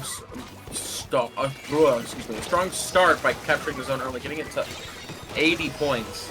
As Bad Piggies does take the zone now, and it's their turn to capture. Booyah Bomb comes out to cause a little bit of displacement on the gal there. Not really much happens there. A bit of a slow start to the match. Just either like we get the zone and knock you out, or you get the zone and we knock us out. A lot of less back and forth than I was expecting right here at the beginning. Yeah, a lot of players going down. We saw Proto on that gal, able to get behind 2 members of Bad Piggy, but only trading out, not the value they wanted to get. So they still have control of the map, Minecraft Steve, but they are potentially just about to lose it here as the zone's getting flipped back and forth. Multiple specials coming up for Bad Piggies to cap and get it, but neither team making a substantial push. And here's the big thing with this back and forth skirmish is that the water levels are not going to change until one of these teams can get to the 60-point mark. So this back and forth may be a benefit to whichever side is able to fight on this smaller map better. But once the water levels change, you have to be careful because the team that's losing now has more space to get in. So we're with 10 ticks left until that water level change. We're about to see a very interesting dynamic here. Will Minecraft Steve break out, or will Bad Piggies hold? I do want to mention something that I noticed in chat, as well as I noticed myself, is the movement on the side of Bad Piggies. Specifically, I've noticed the Viper and the T-Tech. Really good movement. As someone who plays shot, I'm loving to see the movement. Just a lot of good weapon movement today. I just wanted to call that out. Yeah, we love good movement. That's why I play Splatoon. I love competitive games with strong movement. I play Splatoon, I played Rocket League. A lot of games where like the movement is key. Though movement, unfortunately, not on the side of Bad Piggies, as they are going to get wiped out. So that strong movement was not there for them there in that fight. Minecraft Steve now in control. They're pushing for a lead with 20 ticks till they take it. But Bad Piggies did have a really strong push going for a while. After they got the water level change, they still held at the map for a good while, but Minecraft Steve finally finding their footing with one big team fight to get that wipe. They now do have the lead, and now Bad Piggies need to find a way out of their base. Cat's throwing in this booyah, getting ready to work with their teammates. Sabino coming in with the hammer. The double hammer from Bad Piggies just going across his right side. Though, the Kraken preventing the double hammer. Bounce was able to counter both of those specials single-handedly, make them lose value, and even get a pick on cast. The Bad Piggies did get the map back with that Booyah double hammer combo, and that's what they were ideally looking for. They didn't get the entire value they wanted, but they got they got more out of it than Minecraft Movie Steve. Absolutely. And Bad Piggies almost break the penalty here, but Minecraft Movie Steve does get the zone back just as they're about to break penalty. So, wow, and Bad Piggies, just like that, gets the zone back. Like I was talking about, this is one of those maps that, if you got two good teams fighting on it, you're going to see that zone change in a lot of back and forth, and I love seeing zones games like this. Because, like, who wants to just watch who wants to play Counter Simulator and watch the number go down from 100-0? You see Nazuka from the shot over on right, trying to get picks on the zone. Not quite able to. Bounce with the Kraken out again. Gets a double. There's just a lot going on. A lot of chaos. Bad Piggies 3 down, Hammy. As they barely... Did they barely just take the lead, or did they barely just hold it? Please forgive me. I believe they just barely took the lead because they were in the 30s, Bad Piggies. So they are in control of the map now. Now, Minecraft Movie Steve have 50 seconds. That's still a little bit of time with only a 20-point penalty. That's not too long. They will be able to take the lead here, and it won't have to be pushed to an overtime unless Bad Piggies are able to take this map back. We see Sabina walking with the hammer. Not the double hammer that we saw earlier. They did throw a hammer fairly early to combo with that Booyah. Unfortunately, the other hammer also going down, so Minecraft Movie Steve taking this lead. No, they don't. They tied, and okay, now they do take the lead.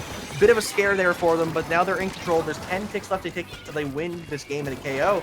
Bad Piggies, they need to cap here. They have the neutral, but picks going down both sides. They do get the cap, but they're gonna need to win this in overtime if Bad Piggies want to end this set now and not go to Game 5. They need to capture the zone now. They need to get it now. We see them focusing on kills, but in reality, they need to get that zone. Good thing they did. Overtime now. They just have to break that penalty and get to 3 points remaining. That's it. Just hold them off. You've got your Booyah Bomb. You've got your Stamp. Just try to get picks on the ones getting the most range in. The Kraken does come out on the side of Minecraft Movie Steve. But Bad Piggy's doing a really good job at holding the zone. Just barely. They do lose it, and we're going to see a Game 5. Wow, all of these games are going to Game 3, Game 5. A lot of good teams today, Hammy.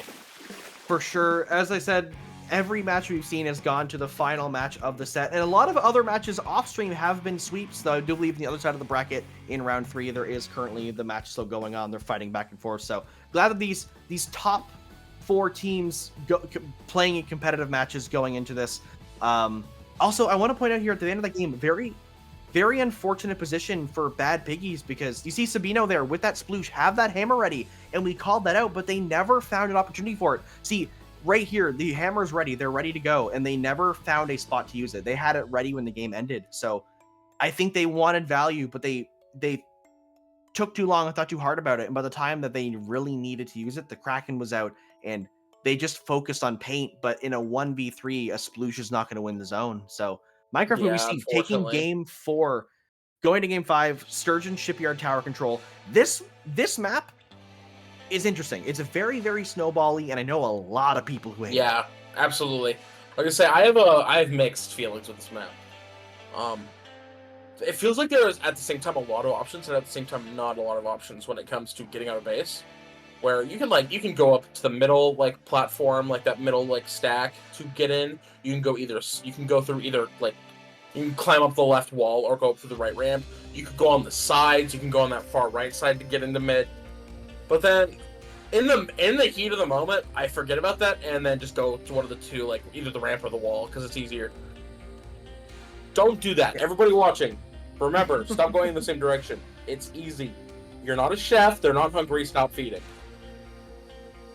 Yeah, definitely. There's a lot of options here, and it's very easy to feed. Again, and very snowbally map as well, as I mentioned. It's so hard because once that tower starts off on high ground, where your main contention is the people on the spinner, on the snipe, but once you get the ball rolling, it's all very close to the opposing side. You have options. It's very easy to get to the enemy grates, to get to the enemy window. Oh, for sure.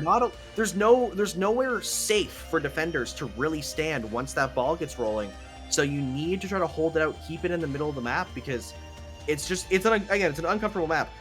I'm pretty sure there are probably people who would rather play Mincemeat Metalworks Rainmaker than Sturgeon Shipyard Tower. So we're gonna in the game 5. Yeah, you know, like I kind of like Sturgeon Tower. I think that it works nice for me, but I think my team would probably rather the Mincemeat Metalworks Rainmaker. We've ran it a lot in open and it's fine, but so what we're looking to see here is if either of these teams in game 5 of West 5 hold on are no, wait a minute. they've picked the wrong here. Yeah, the wrong shipyard has been picked, unfortunately. I do believe this is a whole ship. Oh wait, we're getting confirmation this is the right one. Maybe the graphic was wrong. What if either the graphic was wrong or the map pick is wrong? So I guess we're gonna run it. We're at the everything we have said up to this point is completely false. We're talking about a different map. Everyone likes this one, so we're gonna see how this team's gonna play it. Tower. It looks like TOs and Streamer trying to keep us on the toes, and I do not appreciate it. What the heck, guys? No, I'm just kidding. Bad Piggy's getting on the tower after Microboost gets on for quite literally a millisecond and takes a mini lead here. Yes, the successful prank, absolutely. Heartbroken. Bad Piggy's 3 down already. Not really getting a good push like they needed, although they're still somehow on the tower. They're getting the jumps in that they need to keep the tower moving very slightly, even though they almost got wiped out here, Hammy.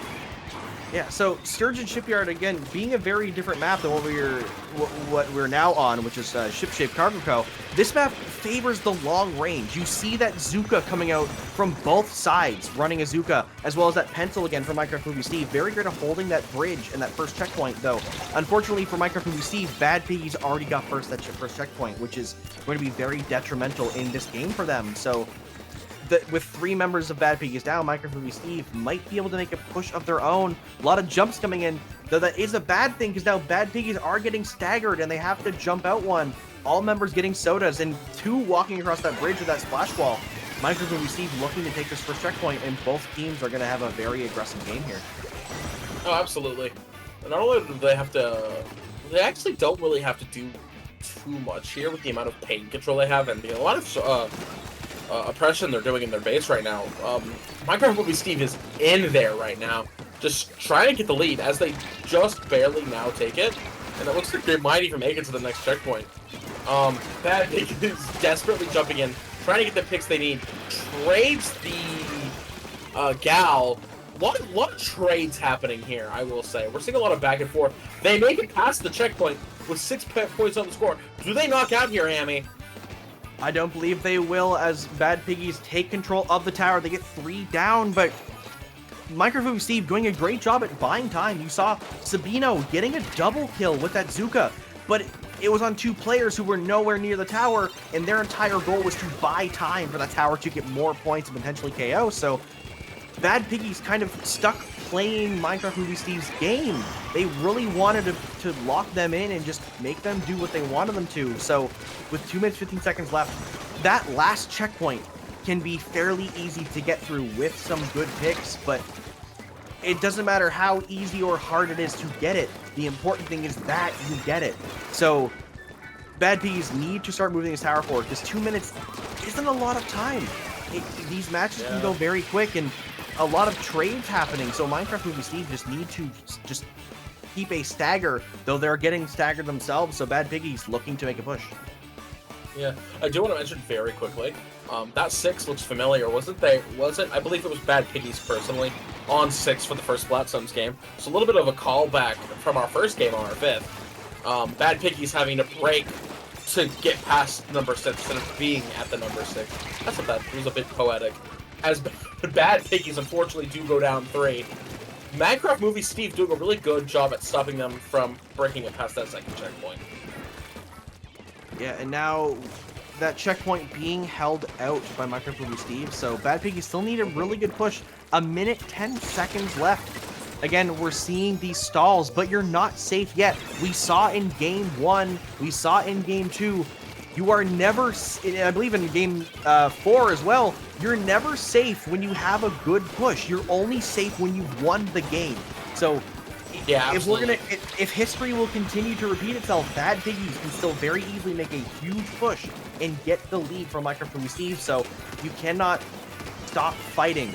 There's 40 seconds left. We see Jess giving sodas to their teammates, trying to hold this right side of the map to try to keep some pressure, though.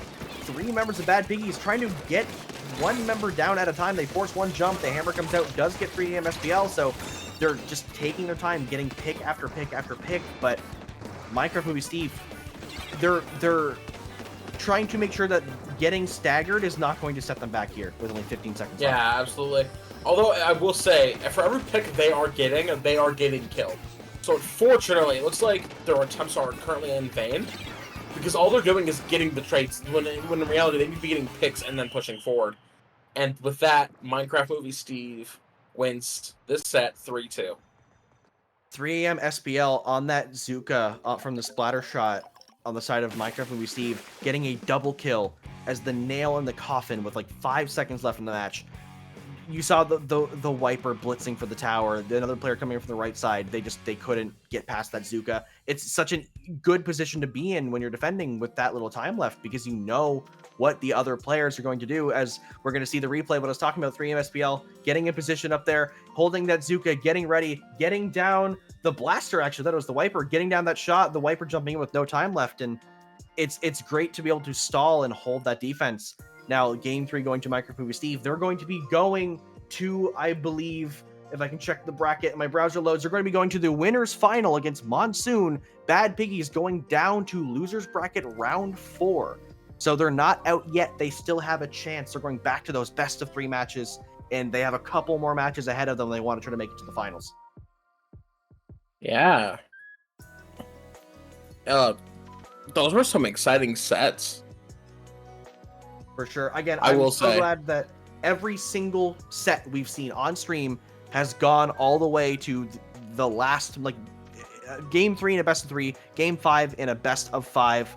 So I'm glad we get to see that. I'm greedy. I like to see as much Splatoon action as possible. I'm sure everyone watching also does. That's why we're here. We're here to see some good games. So, and very competitive matches too. All those matches coming down to the wire. Very few points separated between the teams. A lot of overtimes you're seeing as well. So, really happy to see those matches. Again, Minecraft Movie Steve ultimately taking it in Game 5, going all the way to the winners bracket finals. And there's still a couple more matches to go on in the losers bracket to kind of get up here. We're down to, I believe, our last 6 teams in the tournament for tonight. And yeah, I'm excited to kind of see who comes out on top here. Yeah. And it looks like for now we'll be right back with more Prism Break. Stay tuned.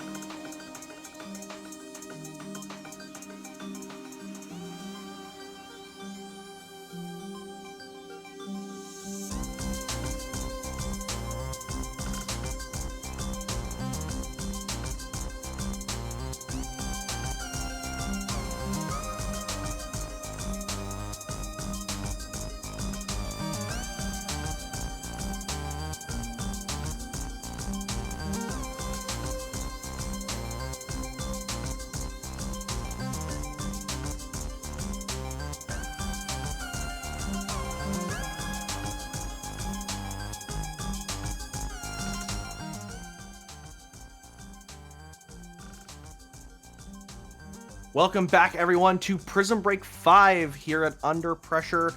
Once again, I am Hammy, joined by Slat. We are going into our winners bracket finals of Monsoon versus Minecraft Movie Steve. So this is an interesting one. Monsoon, a team that made Div X this last Ludi season, and tonight they've only dropped one match the entire time, and that match was to Spectral, who we did see on stream earlier, taking a 2-1 win over Retro Records. So Spectral, not a pushover team, but Monsoon showing that they are very, very strong. So Minecraft Movie Steve, strong enough team to get to winners bracket finals, but they have a tall task ahead of them to try to win against the monster Monsoon.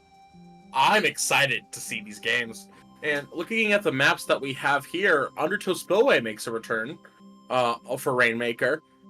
About halfway through, but let's take a breather. Excuse me, my fault. Let's go to Hagglefish. That's where we're starting. Hagglefish Zones. You got any opinions on this one, Hammy? Hagglefish Zones is the tried and true map of the Splatoon 3 competitive scene. It's the one that most tournaments start on. Well, in recent days, people have been easing off on it, but for a long time in the early scene for this game, Hagglefish Market Zones was the map to play on. So both of these teams are gonna know this map inside and out. It's been overplayed so much that you should know how to position, how to play it. So I'm expecting nothing less from these teams being in winter bracket finals on a familiar map that they should be playing at their A game. So we're really going to get to see if Monsoon is the monster that they're set out to be here, or if Minecraft Movie Steve are going to prove that they are going to win and take some games off of this team. That would be exciting to see. I can't wait. Now with Hagglefish, it feels like it's one of those maps where you can easily lock out the other opponent if you're suppressive enough. Or like we were saying with that last Mahi game, it could be going back and forth. We don't know until we see it. But let's just watch it fight out. We got a pencil on both sides, a shot on both sides as well.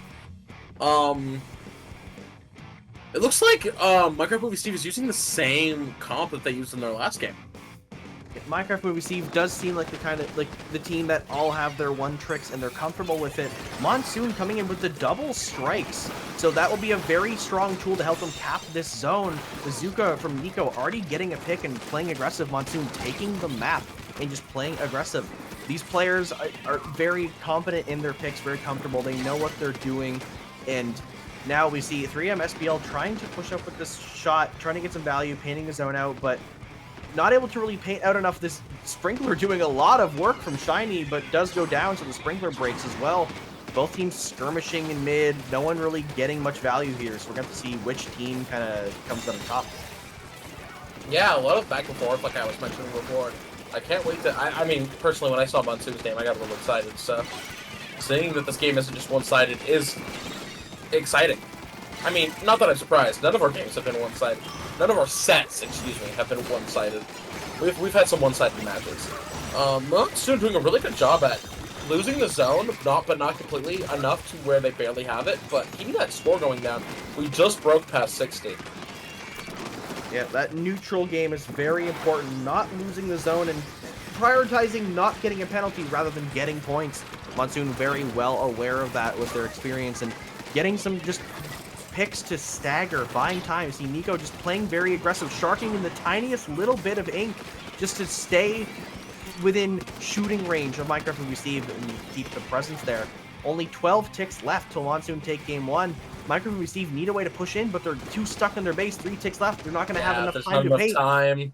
They had the numbers advantage, but the time was not in their favor. Monsoon taking game one in a fairly convincing lead. I don't think Minecraft Movie Steve only got a couple of points on the board. We're still in the 90s, so Monsoon, very strong position overall, not giving enough space for Minecraft Movie Steve really to do much, and taking game one in a very strong fashion. I will say, sometimes it doesn't matter about picks and specials. Sometimes the enemy team has 10 ticks left, and you just need to get that zone taken. Whether it's just throwing bombs at the zone, or just getting yourself in there, just to get the zone, if not captured, but contested. So, because like, what is painting for that special going to do, or grouping up, if the game's over?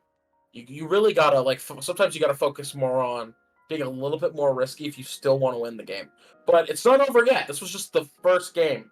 We still, Monsoon still has to win 2 more games in order to proceed past winners finals. So there's still a chance. Oh yeah, for sure. It's not. The moral of the story today has been it's not over till it's over. We've seen a lot of close games. Yeah, basically, yeah. Reverse sweeps. So what's important to notice there at the end of the game too, when it's on that replay, was Rico was able to get, I believe it was Rico, correct me if I'm wrong, but was able to get into the switch on the side of Minecraft Movie Steve, and we saw the Kraken from Bounce going off to the side and going for the kill rather than going for the zone, and then the rest of the team kind of staggered in and didn't get there quick. So Monsoon having the great positioning to just buy time and knowing how to make players do what they want, though. Member coming in, Proto, with that gal walking in from Minecraft Movie Steve for an early flank, getting shut down by 3 members of Monsoon. And with that numbers advantage, they immediately take control of the map. They have sodas, and they're in a great spot to open up this match on Clam Blitz Museum. Yeah, pretty good start. Looks like Minecraft Movie Steve does have the majority of clams here. With Monsoon actually not having any. Minecraft Movie Steve is actually doing a really good push. They already have a ball, and they almost got it in. That was an amazing throw, but unfortunately just barely missed the basket, Hammy. Oh my goodness. That's not what you want to see when you're against a team as strong as Monsoon. You want to get everything you can take, and missing that power clam, then getting down 3, leaving just Jess alive to try to stall out time and get rid of these aggressive front lines of Monsoon is not the position you want to be in. They do have their sodas now. Strikes coming out early and kind of pushing Minecraft Movie Steve back, but not getting as much value as you want to see out of your strikes. So with 2 down Monsoon, Minecraft Movie Steve in a great position, getting a 3rd down. I believe that's a delayed wipe. The last 2 members are run-ins, so Minecraft Movie Steve, 2 power clams ready to go. They're in a good position to get a push and maybe get some points on the board this time. But 1 power clam on the ground. Members kind of getting pushed around back and forth. They do have numbers, but it's not a great position here, with Nico getting 2, almost getting 3, and does get the 3rd as they break the barrier. So not a lot of value for Minecraft Movie Steve. Monsoon still kind of keeping him in the chokehold. Hey, but at this moment in time, Monsoon hasn't gotten as far as I'm aware, a power clam yet. So maybe 20 points is just what they need at this moment. At least if they're in the lead. They have the win if they wait the next 3 minutes. But like you said, it is still a risky move. All they need to do is get 1 power clam in and a clam. As you can see, they are making the push that they need right now, and the power clam does in fact go in. And they take the lead as they get wiped out. So they get the lead and get wiped. So a very, very small push, but a good push nonetheless. You gave them exact instructions. You said, hey, Monsoon, get a power clam in a normal clam. They did exactly that, but you didn't tell them what to do after it, so they got wiped out. Oh, my fault. That's that. Coach Slat not giving all the full advice for Monsoon, as now they're stuck in their own base, getting run over by a Kraken. Bounce getting 2. Wow, that Kraken's putting work in. Going for a 3rd, running out of time, now stuck in the glass, does get picked off by the Slosher in the pencil combo. So Monsoon control the map. They have a power clam. There's 2 down from Minecraft Movie Steve, but they're going to need to start getting forward, getting in a good position, because they do want better push than 74, because breaking the basket will get Minecraft Movie Steve the lead. Absolutely. All they need to do is break the basket once with 1 ball, and then they have the lead. So, like, getting this ball in might be nice, but it's too risky. So they do jump back to the next ball to save it. Bounce just needs to work out with the ball. Hey, you know, just as I say that, picks up what they need from the ball, throws it forward. Minecraft Movie Steve setting up for a really good push here. The Kraken comes out, trying to get picks. Looks like 1 is down already, another goes down. They just have the bucket out. Can they get the bucket down and get the ball in? The bucket gets 2 picks as the ball still does go in. Points start flying down. A lot of stuff happening on screen right now here, Hammy. Yeah, Minecraft Movie Steve did get the lead that they wanted. They got that 1 power clam to get the lead, and now they've gotten a bunch more points after it. I believe I can do mental math. 27 points. Yeah, that sounds about right. And I don't know why I had to do math. I don't know why I made myself do math there. That was completely optional. Oh no, they were at 80, it'd be 37. Yeah. But Minecraft Movie Steve now in the lead again. Bounce on that Kraken, so much value. We keep cutting the camera over to them when they're in that Kraken, and getting at least one pick for Kraken for the most part, and sometimes multiple. So that's the push factor that they needed. But Monsoon now breaking the basket, 1 point away from the lead. They do get the lead. More clams come in.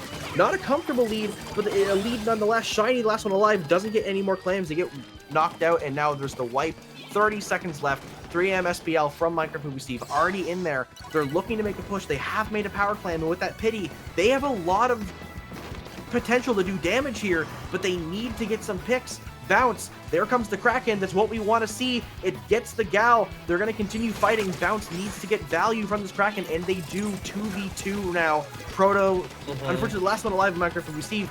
3 seconds left. They're going to need to overtime it. Yeah, they have to overtime. They need to get at least a ball and a couple clams in order to take the lead. They have one, but they have 2 balls out. In fact, I think that's all they need to take the lead. All they need to do is get both of those balls in. One of them does go down. 2, unfortunately, on the side of Minecraft OVC does go down. 3. Monsoon doing a really good job suppressing Minecraft OVC, taking the second game. Yeah, the delayed wipe there is not what you want to see. They had the power clams to get the lead, as you say, but the game going to Monsoon, again, proving that they, even though it's a competitive match, they are the ones that are going to keep coming out on top. We see both games ending in a position where Monsoon able just to stall out for time and just buy space. You see, yeah, this overtime happening. Nico just kind of sharking there, just waiting for someone to walk across, and then getting that pick, getting the team getting both of those picks on top of that mid spinner, and just kind of grouping up by those power clams, and just even when there's not physically enough time left to score, you see them still grouping up on those power clams because they're not going to let anything come through. So very well played by Monsoon, very strong coordinated gameplay, and now they need one more win to take this in a 3-0 sweep. Minecraft Movie Steve gonna need to reverse sweep it into a game 5 if they want to take this and go progress into the grand finals. Okay, I'm gonna have a brain blast here. Undertow Spillway Rainmaker wasn't the last set, no? No, it was not. We had Mincemeat Rainmaker. 2 sets ago. Yeah, it was 2 sets ago. Okay. Yes. Okay. I was gonna ask which one of them won it, but it was 2 sets ago. Darn, I was gonna ask if Minecraft Movie Steve won this, but they were on Mincemeat. You're right. Thank you. Thank you. Though actually, we can do a little bit of digging. I'm gonna see if Minecraft Movie Steve won their match on Understood Away, and they did because they swept. So both of these teams in round 2 swept the set. So both of them won game 2. Well, hold on, we're missing a player on the side. So sorry to interrupt you. We are missing a player on the side of Minecraft Movie Steve. They'll be fine. It's fine. You only need 3. Yeah. Oh my god! Oh my gosh! I saw people moving. I was like, wait, are they actually gonna play it out? No, they stopped the game. That's good. I would have respected it crazy if they played it out. But no, yes, both of these teams did sweep round 2, so both of them won their games on Undertow Spillway. We did not see on stream how they performed, so we don't know what they're going to be doing. But yeah, so actually we see the replay here, so we can see some of the weapons they might be bringing in. Obviously, Minecraft Movie Steve not changing weapons, but Monsoon running a double soda. Oh wow, interesting. It's definitely something that people have been talking about. Double soda. It's a thing that people have been crafting and trying to figure out how. It's crafting, no pun intended, because they're against Minecraft Movie Steve. But oh wow, something that they've been working on to try to make, and a lot of teams have been running a double soda because there is value there. You can, if you stagger those correctly, you always have that soda effect, like pretty much at all times, and it can be so oppressive. But at the same time, you need to be able to stagger them correctly. A lot of coordination. Yeah, a lot of coordination. You have 2 weapons fighting for the paint to get those sodas, and then you're leaving even less paint for your other teammates' specials, and now you only have 2 options for aggressive specials. Actually, okay, I'm eating my words here. They got rid of the pencil, so only running 1 soda instead of bringing out the wellstring. Teams today loving to do things that oppose what we're talking about, similar to how a different map was shown on stream than what was actually in Sendao. So ignore the whole double soda talk. Yeah. Not only were you getting a lot of commentating time in today, because usually sets don't go on this long for blocks. So not only are we commentating a lot, they're keeping us on our toes, Hammy. Wrong map, wrong weapons, you know? Just testing us. That's exactly it. They love to make us work. Now, both of these teams also putting in the work. Mine are running through with a slosher, trying to get some picks, not getting a lot of value out of it, getting a lot of taps and paint, no kills. Bounce with this Kraken kind of coming through. They didn't see the Shark. They tapped Miner, realized they were there, but then couldn't finish the kill, and the Kraken ended. They go down, and then Shiny grabbing the Rainmaker, running through, getting the checkpoint. Nico with the Zuka trying to buy some space, and Monsoon just walking straight past like a fucking, excuse my language, sorry, like a tidal wave coming through, and already at 31 points. Monsoon living up to their name, and just absolutely just breaking through that first checkpoint, getting it down to 30. I mean, much to be expected from a team that just made X-Rank, but Minecraft Steve isn't out of the game yet. They are doing a really good job at not just letting them get knocked out right away. So props to both teams here, as Monsoon does go 2 down, giving Minecraft Movie Steve a little bit of a chance to take a little bit of space and pick the Rainmaker, but is it enough to get to the checkpoint? I guess we'll just have to see. Minecraft Movie Steve had the space, but they didn't have the numbers. They were down 2, and they're down 2 again. They do have Bounce ready with that Kraken, and it does come out. We've seen it get a lot of value this set. Will it get more here? Miner is sharking once again. That Kraken never able to find that bucket player. They do actually get them, I think by accident. They just plowed straight through. 3AM SPL in position, pushing people out to try to buy some space. The checkpoint is broken by Minecraft Movie Steve, and now we're down to a classic Splatoon 2 Rainmaker where there's no checkpoints. It's purely who can push further.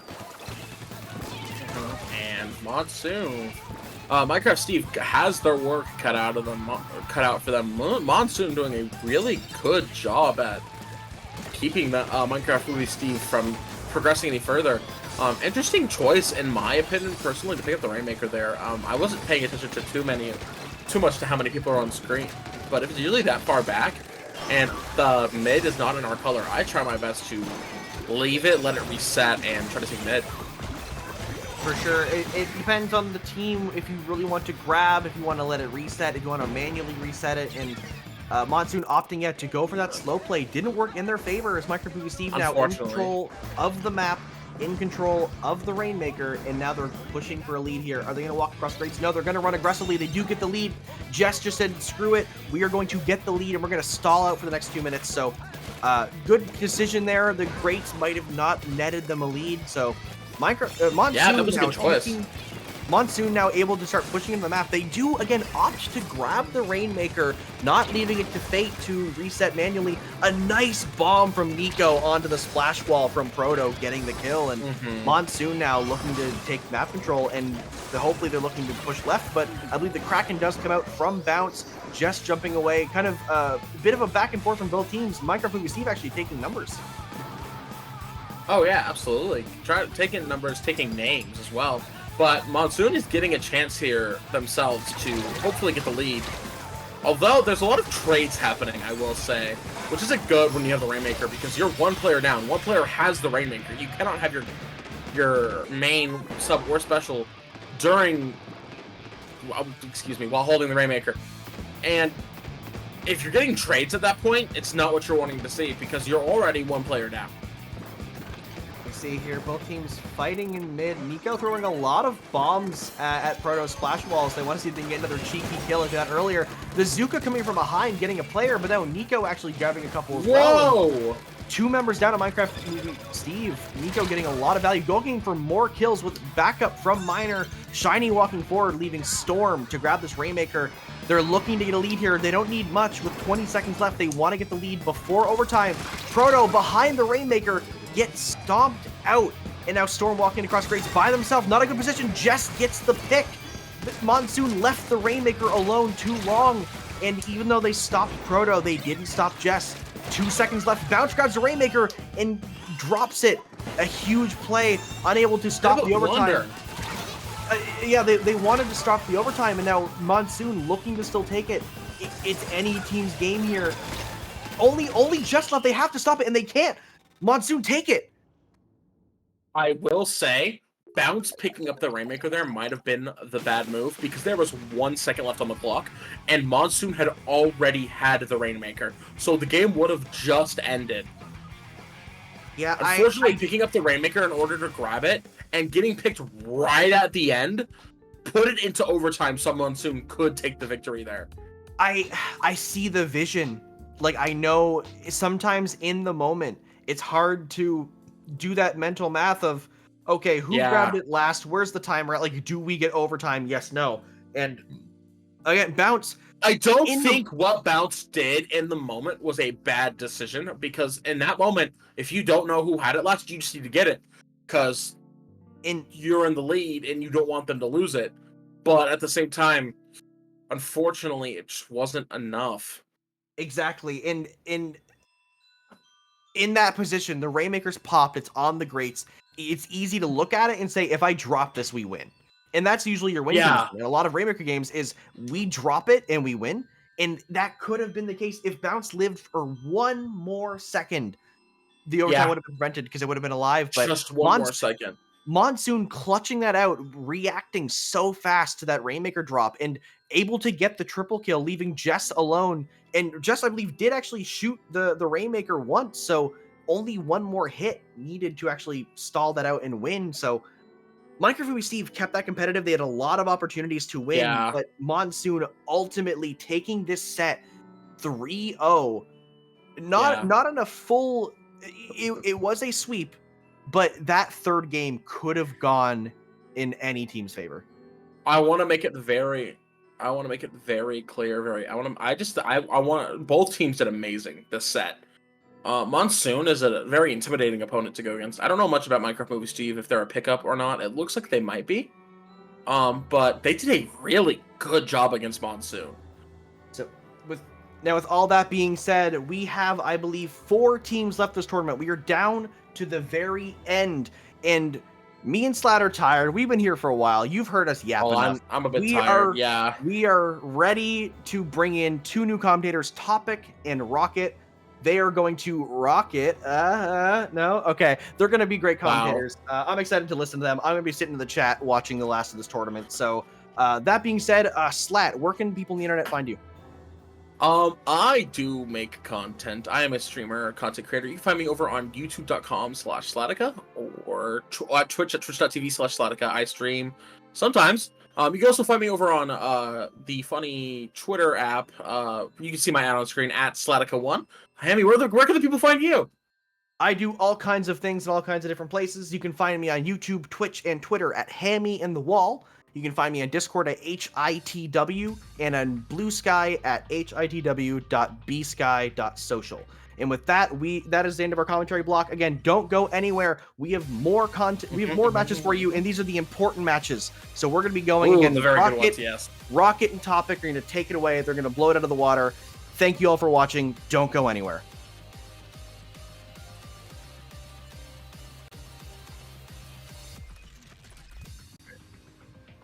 Hello everybody, we are going to be hopping straight into losers bracket semis here with Bad Piggies and Spectral. As you just heard, my name is Rocket here, joined by Topic, and we are about to hop straight into things on map 1, which is Barnacle and Dime Splat Zones. Yeah, sorry, I was a little bit caught off guard with how quick we started, but yeah, Barnacle and Dime Zones, I like this one personally. I think it's definitely a Tetris map. The best way I can put it, but it's ever since the rework, I feel like it has a bit more, how do you say, options than just like go forward and hope for the best.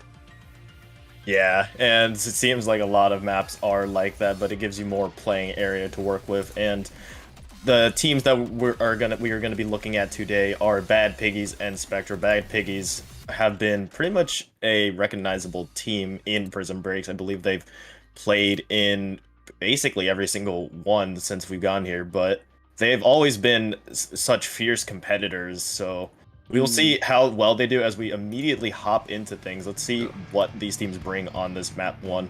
Yeah, we're getting straight into the action as we do see, of course, a relatively normal comp from Bad Piggies, a lot of short range weapons. They want to go at them, but on the other side here of Spectral, a decav and the rain pencil, very unique weapon that you don't really see all that often. Maybe because the blue pencil is just seen as better because it does paint more and with the cooler.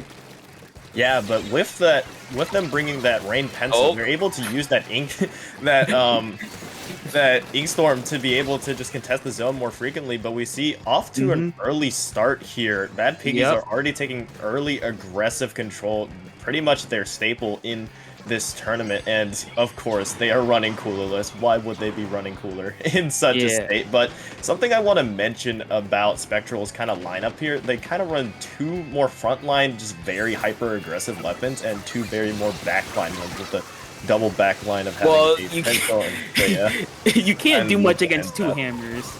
Yeah, I mean, yeah, Bad Piggies are already like basically steamrolling, getting it down to 30 in the first minute of the game. Spectral, they're gonna have to try to not necessarily make a last second push. We're gonna have to do something. The Carbon here in zone gets 1, gets 2, gets 3 down. It's gonna be 3 down for Bad Piggies.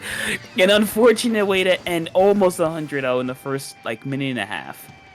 Yeah, Bad Piggies just are full steam ahead, it seems. They are ready, they are hungry, they want to get through this loser bracket and get back into grand finals here. And we see now Spectral are, at least to maintain their foothold, they're at least able to stay in it, at least temporarily. But look at the special availability for Bad Piggies. They are all about to be unleashed right now. We see the double hammer being released, we see the Booyah Bomb being charged, and earlier we did see the triple ink strike going out. Just a quick turn of events right there, and it will lead to just a complete destruction and wipeout of Spectral.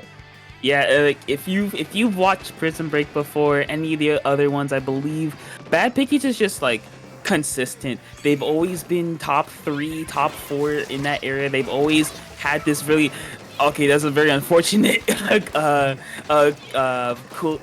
cooler, very unfortunate curling bomb killer. Yeah, Bad Piggies, this is what you expect. They are very, very aggressive. They run in head first. And it's just working. It's just working for them, as that's another wipeout. And with as little time as there is, that might be game. Special just kind of has to run forward and hope for the best. But with the hammers, with the Booyah Bomb, that's not gonna be enough. And Bad Piggies with I'm just gonna say a very dominant game 1 win. Yeah, 100%. They went straight from 100 to near 6 near the beginning of that topic, and just as we saw right there, they were basically illustrating your point right before our very eyes of how their aggressive playstyle, how their plan throughout this entire tournament, and their identity of their aggressive playstyle works. And unfortunately, on the other side, Spectre were just not able to counter that aggressiveness. Yeah, I feel like when teams play against super or hyper aggressive comps, your game plan kind of has to switch, right? Because they're not running cooler, so you should expect 4 aggressive specials. Like they had the double hammer, they had the Booyah Bomb. I forgot what the last special was. It was Tri-Strikes, right? Yeah. Okay. Yeah. So you have to be able to play around 4 aggressive specials and 4 people that at any time can just hold W and just run you over. So I think your mindset definitely has to change when going up against the Bad Piggies or these type of teams. Yeah, 100%, and that is going to be especially evident on this game too, Mako Mart, where we will see those GG strikes, we will see that Booyah Bomb, and we will probably most likely see those double hammers, because that's also another signature of Bad Piggies, as we see, yes, they will be running the same lineup on the other side. Let's see if there's any changes. We do see a change of a charger going with the ZNF scope, I believe, to have those triple ink strikes, which I think is a good switch here for Spectral, as that backline now more favors tower control. Yeah, but not a great start with the Carbon going down immediately. Another one going down for Spectral. And you know what? We said it last game. Bad Piggies, they're going to W key it, and you better be ready for it. And Spectral is already forced back. No one in contention for tower. Getting through that first checkpoint, the sniper just barely avoiding getting hammered right there. There's a Booyah Bomb. There's the strikes to try to protect tower. Looks like that might be at least stalling for the first push, but you gotta expect some really aggressive entries from Bad Piggies here.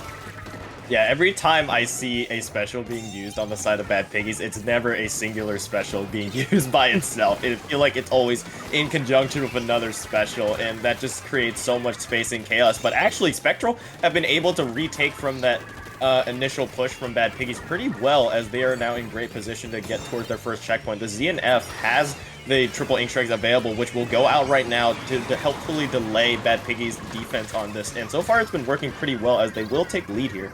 Yeah, just barely though, as Sabino on the sploosh will take over tower, and there's the hammer. Yup, that just, if you see a bubble, and you know there's a hammer on the way, just don't jump to it, because you're gonna get camped. Yeah, their signature. Sabino is a one-trick sploosh, I believe, so they have plenty of experience of just using the hammer going in, and I feel like the sploosh, just as a general, just describes Bad Piggy's playstyle in general. But Spectra, at the very least, have been able to learn from last game and at least negate the abilities of Bad Piggies, as they actually go 3 down, and is just left to Sabino on the hammer to just run for the hills into the backline of Spectral. But off of that, again, in great position to use these triple ink strikes. They will go out. Unfortunately, the tower will block most of them, if not all of them, so not too much value to be had. However, a backstab from the side of Spectral will keep things pretty even here. Yeah, but right now, Spectral, they're playing really well. I think, like you said earlier, they're really adapting from that first game, because nice one shot there. But you can say that after getting punched in the mouth in that first game, they took it on the chin and bounced back. Though right now, Bad Piggies have a chance to probably take lead here. They did break through that first checkpoint, and all they gotta do is secure enough space. That's a good start, securing enough space. They have a bleed up on at the ready. There is a tri-strikes coming out, and Bad Piggies, they're just taking over Snipe. There's a hammer going down, unfortunately, but Bad Piggies have taken the lead. Not a very big lead, but that, with how aggressive both teams have, or how defensive both teams have been, that might be game winning. I'm calling, don't quote me on that though. Yeah, but the important thing for Bad Piggies is to get the second checkpoint, because the distance between the first and the second checkpoint is the greatest for this map, because the second and third checkpoint are so close to each other. But we see a little bit of a dancing motion here from the S-Blast. Unfortunately, will go down, just hallucinating the ZNF only for a second though before losing their life. This decal will lose its fight against its similarity on the other side, but we see Sabino has Stamp available, and you know how deadly the special usage from Bad Piggies has been, especially if you're not careful for Spectral, as they are now behind in terms of score. But that is a good start to at least have 2 down. But we see Sabino with their signature double, potentially going for the triple here. Will get caught on the ledge though, but it always seems Sabino does find a way to find multiple. Yeah, but that's just that, you hate to see that happen, and unfortunately there is going to be a DC from Sabino, so I think a little bit of latency was the cause of that. But unfortunately, it's a bit too late. Spectral, they had to take advantage of this opportunity. You don't get a DC very often, so they really have to use their numbers advantage. But Bad Piggies is just, they're a man down permanently, but they're running in head first. They know that their game plan can't really change, because that's what's been working. But with Spectral on the pushing, they might have to do something. Oh, never mind. Commentator's curse. Man down, running clueless, and yet you're playing this aggressively. Bad Piggies, you are insane and bold, and I love it. However, with 15 seconds left, this could prove deadly for Bad Piggies though, because Spectral are in great position, and like I mentioned, they're running coolerless, so this could be huge, especially if Spectral does get that cool off, and they will manage to take lead here late in the game, and that just might be the killing blow. And unfortunately, Bad Piggies will not have quite the firepower to maintain that aggress we saw at the beginning. So now this set is matched 1-1. Yeah, you hate to see that happen, because it was way past time anyway. So Bad Piggies, they just lost that. They lost that last fight, and once you have a man down and you lose one fight, it's just a snowball. And unfortunately, they weren't able to stop it before it bowled them over. Yeah, but a great stand nonetheless, as I think we saw late there. Bad Piggies did manage to at least take 3 of Spectral down before they eventually got routed themselves on the other side. But hopefully with the luck of some better internet, and especially taking a look at the game 3 that we have, remember, this game will determine who moves on to Loser Brackets Finals to face off against Minecraft Movie Steve. we will be having Museum de Alfonsino, and I think this map mode, especially on Clam Blitz, kind of fits with Bad Piggy's playstyle, don't you think? Yeah, it's just the best way I can describe. What's the best way I can describe this map mode? It's just run at them, I guess, because like you have technically two ways of getting onto the enemy plat. You got the ramp and you got the block. The block's in this mode, right? Yes. I'm pretty sure it is. Okay, cool. And you can go the block, but you're very, very exposed, right? So you're not forced to, but it's highly encouraged to go the ramp route. And it's just that ramp and plat area is kind of like a chokehold.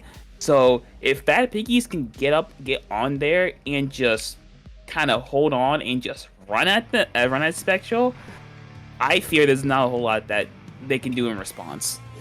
Yeah, however, Spectral has now had 2 games to learn and adapt, and of course Bad Piggies are going to keep running what they are running. Again, another Charger switch to the E-leader. It seems the backline is so adaptable for Spectral, and I wonder if it will be played as a factor here. Yeah, but if you see on Bad Piggies, only one hammer. They decided to go with the Zuka, maybe to just kind of scare the E-leader a little bit, you know, since E-leader's not really scared of Sploosh unless it's up close, but from a Zuka, you gotta watch out. Yeah, you're right on that. I didn't even notice that at first. Luxabino is the one that switches to the vanilla shot here. And we do see early on, though, Bad Piggies are off to a great start, managing to find 2, and already Balloon Bag already so far into Spectral's area with the hammer. We'll find 1, however, won't find too much to follow. So a little bit of follow-up will be had for the side of Bad Piggies, but not as much as they hoped, as Spectral are at least able to hold a great defense against them and not allow too much of a disaster to happen as it looked, because that positioning by the Splatana was so aggressive and just looked so deadly to counter. Yeah, that's an unfortunate push for Bad Piggy, since usually on Clan Blitz you want to get your first push under 60 because you don't, since it then takes 2 power clams for the enemy team to take lead. But it looks like Bad Piggy is saying, you know what? We don't need 1 push. We'll just do it again, as they just get another power in. Unfortunately, no follow up at all. So they basically gave Spectral a free power clam. So it's just about, can they respond and with the defense, and so far they're doing pretty well. Yeah, this Carbon able to get a sharking kill onto Phantom there. Phantom, the captain of Bad Piggies, unfortunately was just caught wide open during that, and with almost 3 minutes left into this, Spectral has been unable to really get into the mid control. However, like you mentioned, they do have that Pity Clam available for them due to Bad Piggy's push, but it seems like Bad Piggy's still maintaining a stronghold in mid. The Carbon managing to find 1, however, is quickly traded, and not too much action is happening here. But however, both teams, as I say that, lose 2 members in their wake, and the specials are all online for Spectral. However, that is as well for Bad Piggies, which we'll get to, potentially looking for a 3rd, and this could be opening something dangerous here for Spectral. Yeah, you know, we all love the commentator's curse, and Bad Piggies gets down to 49. A couple clams maybe follow up, 7, 8 clams. They're not in quite scoring position, but now they are getting down to 31, 28, 25, possibly down to 22 with this last cam. That's a nice Zuka getting a double there, getting down to 22, and Spectral has yet to push. They've just been dealing with Bad Piggy's offense as Phantom scores a couple more, getting it down to 10. Balloon Bag looking for a quick kill, not able to get it, and Fortune gets canceled, but getting a trade out of it, that's very much worth it for them. But Bad Piggy's getting it down to 10. Spectral has yet to score. So Bad Piggies has, even though they're on paper, they kind of lose to Spectral's like longer range E-leader, the NZAP, the decav. They've just been so aggressive that Spectral can't get their footing.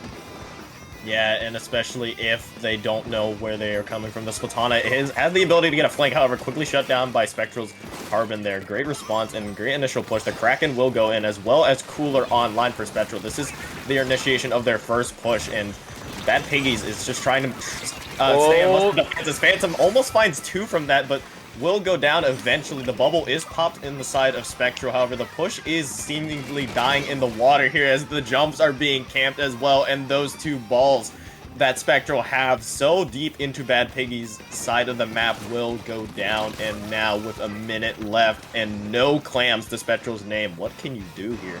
Yeah, I just want to shout out Phantom. Even though he didn't get even though they didn't get a kill in that last fight, them just stalling for as long as possible for the team to follow up just kind of shut down Spectral's entire push. The decap had the bubble, the Kraken was there, and they just couldn't really score off that. But with only 45 seconds left, Spectral has about 1 to 2 more opportunities to possibly get something on the board here. They do have a power clamp, but not a whole lot to follow it up with. Yeah, and near the nice shot from Sabino with the Zuka. Sabino's special usage has been on point, and we do see at least a ball pop for Spectral, so they won't get completely wiped out here. However, not too much follow-up as the bubble just comes in slightly too late, and it will be broken there. And off of that, Bad Piggies will get a pity clam, and look at how far up this S-Blast is already in good position. Managing to find one, has Booyah Bomb available. However, the E-Leader able to counter with 2 quick kills, and Bad Piggies are going straight for the kill here. I mean, it's what they do. Like, you can't be surprised. They don't quite get the score, but they just dominated.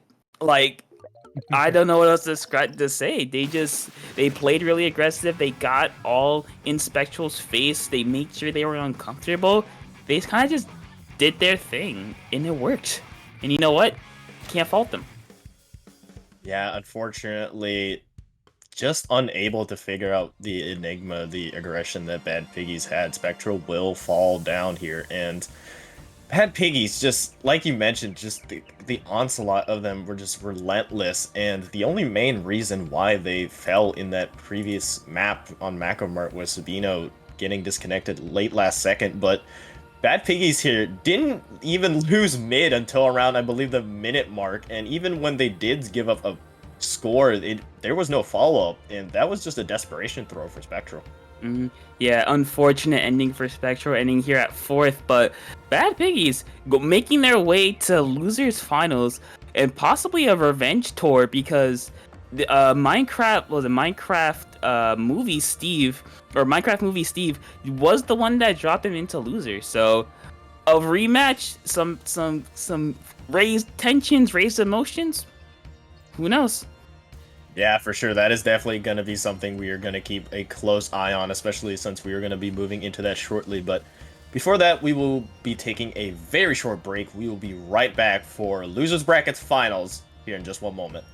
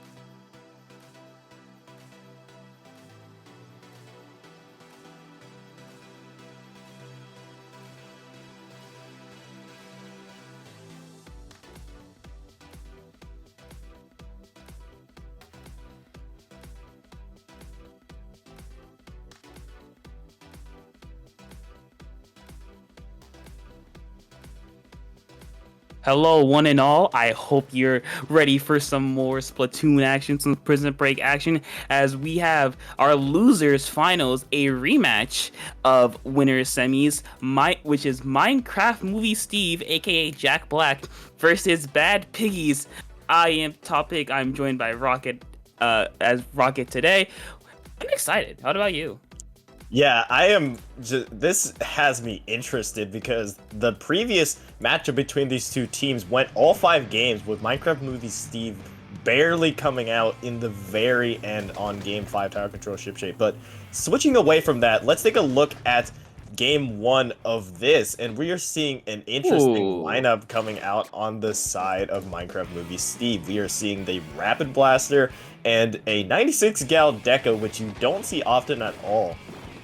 Whenever I see this comp, I just think of "Get Away From Me," you know, because like they have the double wall, the rapid, the pencil. It's just like, I want my personal space, and you cannot invade my personal space. But Bad Piggies, they don't care. They're just running forward, Yeah. And so far it's working.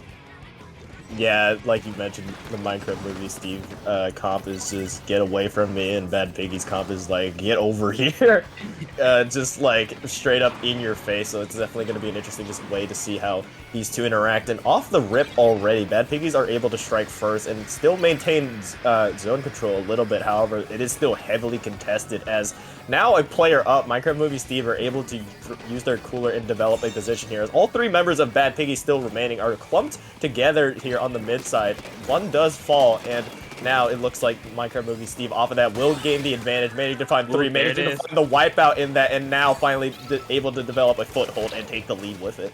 Yeah, this might be a little bit dangerous for Bad Piggies because they don't quite have the range to really deal with Minecraft Movie Steve. I'm just gonna call it Minecraft Steve. That's way too long of a name.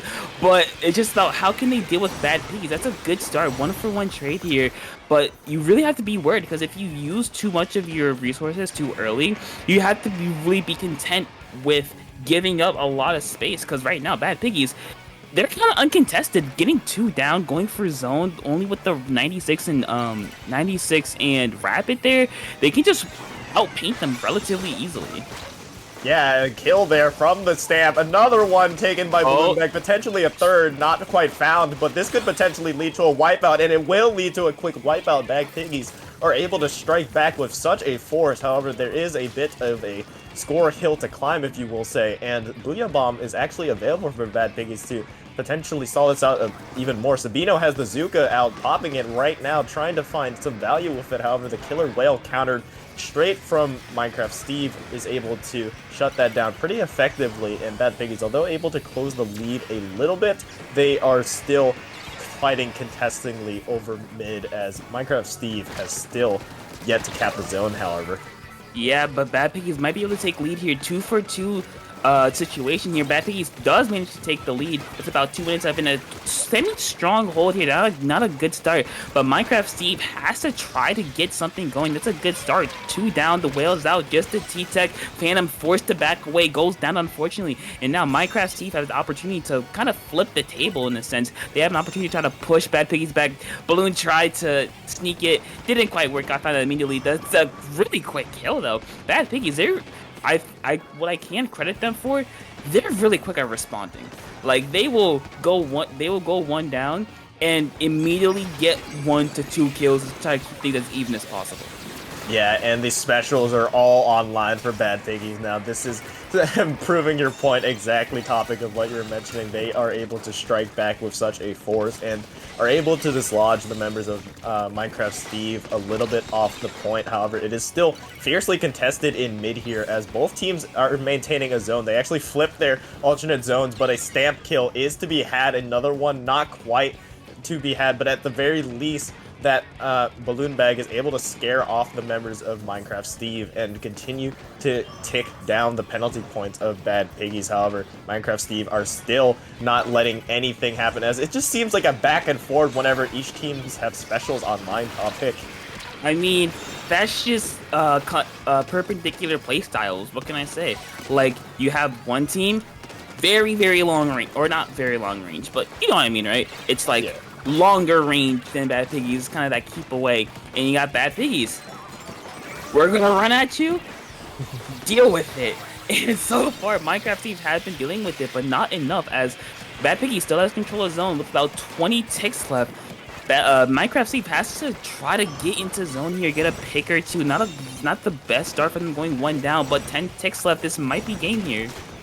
Yeah, if this Kraken can't find much value, which it doesn't seem like it will, Bad Piggies will strike first and take game 1 in this. This is different from what we saw in the previous bracket these two teams fought, as Minecraft Movie Steve actually were the ones to take game 1, but if that previous set has anything to say about how this set will turn out, we are going to be probably in for a full 5-game set here. I mean, I'm excited for it, but that's just unfortunate timing by Minecraft Steve. It's just I feel like this game, what it really could be boiled down to is whoever had control last, because it was back and forth, right? Like it wasn't really until maybe the last like not 30 seconds, like last minute and a half did Bad Piggies really take control of zone. And I just felt like either team could have won. It was just Bad Piggies had control last, and Minecraft Steve, even though they really tried to, just couldn't neutralize it in time. Yeah, and moving on to the second map, we have Scorch Gorge on Clam Blitz, which I have seen Bad Piggies play a lot of and have a lot of success on. And that's pretty evident on how the previous set, as well as this map mode, was played in the previous set with Bad Piggies winning this one. So if that's a prediction of anything, this could mean that Bad Piggies already take a great advantage up 2-0. However, Minecraft Movie Steve have definitely shown that they have more resilience against Bad Piggies than most other teams we have seen so far. Yeah, and I think this map in particular, or this map mode in particular, or just Clam Blitz in general, really favors Bad Piggies. Like you said, you said you've seen them play on this before, right? Yeah. So I'm guessing it was like very in their face, just everyone gets clams. We just throw it all at one person and we just pop our specials, and whoever is in that general area, gone, right? Yeah, speaking of throwing, we're probably going to be seeing a lot of hammers being thrown here if Bad Piggies do run what they typically run here, which is Sabino on it. But actually, no, Sabino will stick onto the shot, which I think is really a counter to, like you mentioned before in the previous match, that Minecraft Movie Steve is running a more range-based weapon. So that's probably right there, proving right there why that could be of use, managing to find a pick there. Sabino now already with the Zuka, just poking away at that pencil and just playing keep away. But back to what I was mentioning, yeah, that Zuka will definitely be key here and for Bad Piggies to at least reduce the disadvantage of running such an aggressive push range comp has. Yeah, but not the best start for them, as Minecraft Steve is able to get 3 down. Not a whole lot of clams on their side, though. So even though they did get this man advantage, they just can't really capitalize on it. Though, thankfully for them, they were able to cancel one of the hammers. There's a Kraken inbounds on... that's an unfortunate bomb kill. But yeah, Bad Piggies, really good defense here, even though it was an unfortunate, really lucky situation for them with the 52 going down to the bomb. But now this is a really tense situation for Bad Piggies, because you got a charger up on that top mid. Move him. That's all I can really say. You gotta get him out of position. Yeah, another thing as well, Zoyo on this Rapid Blaster could be deadly near the edges of the map on that left side of your screen right there.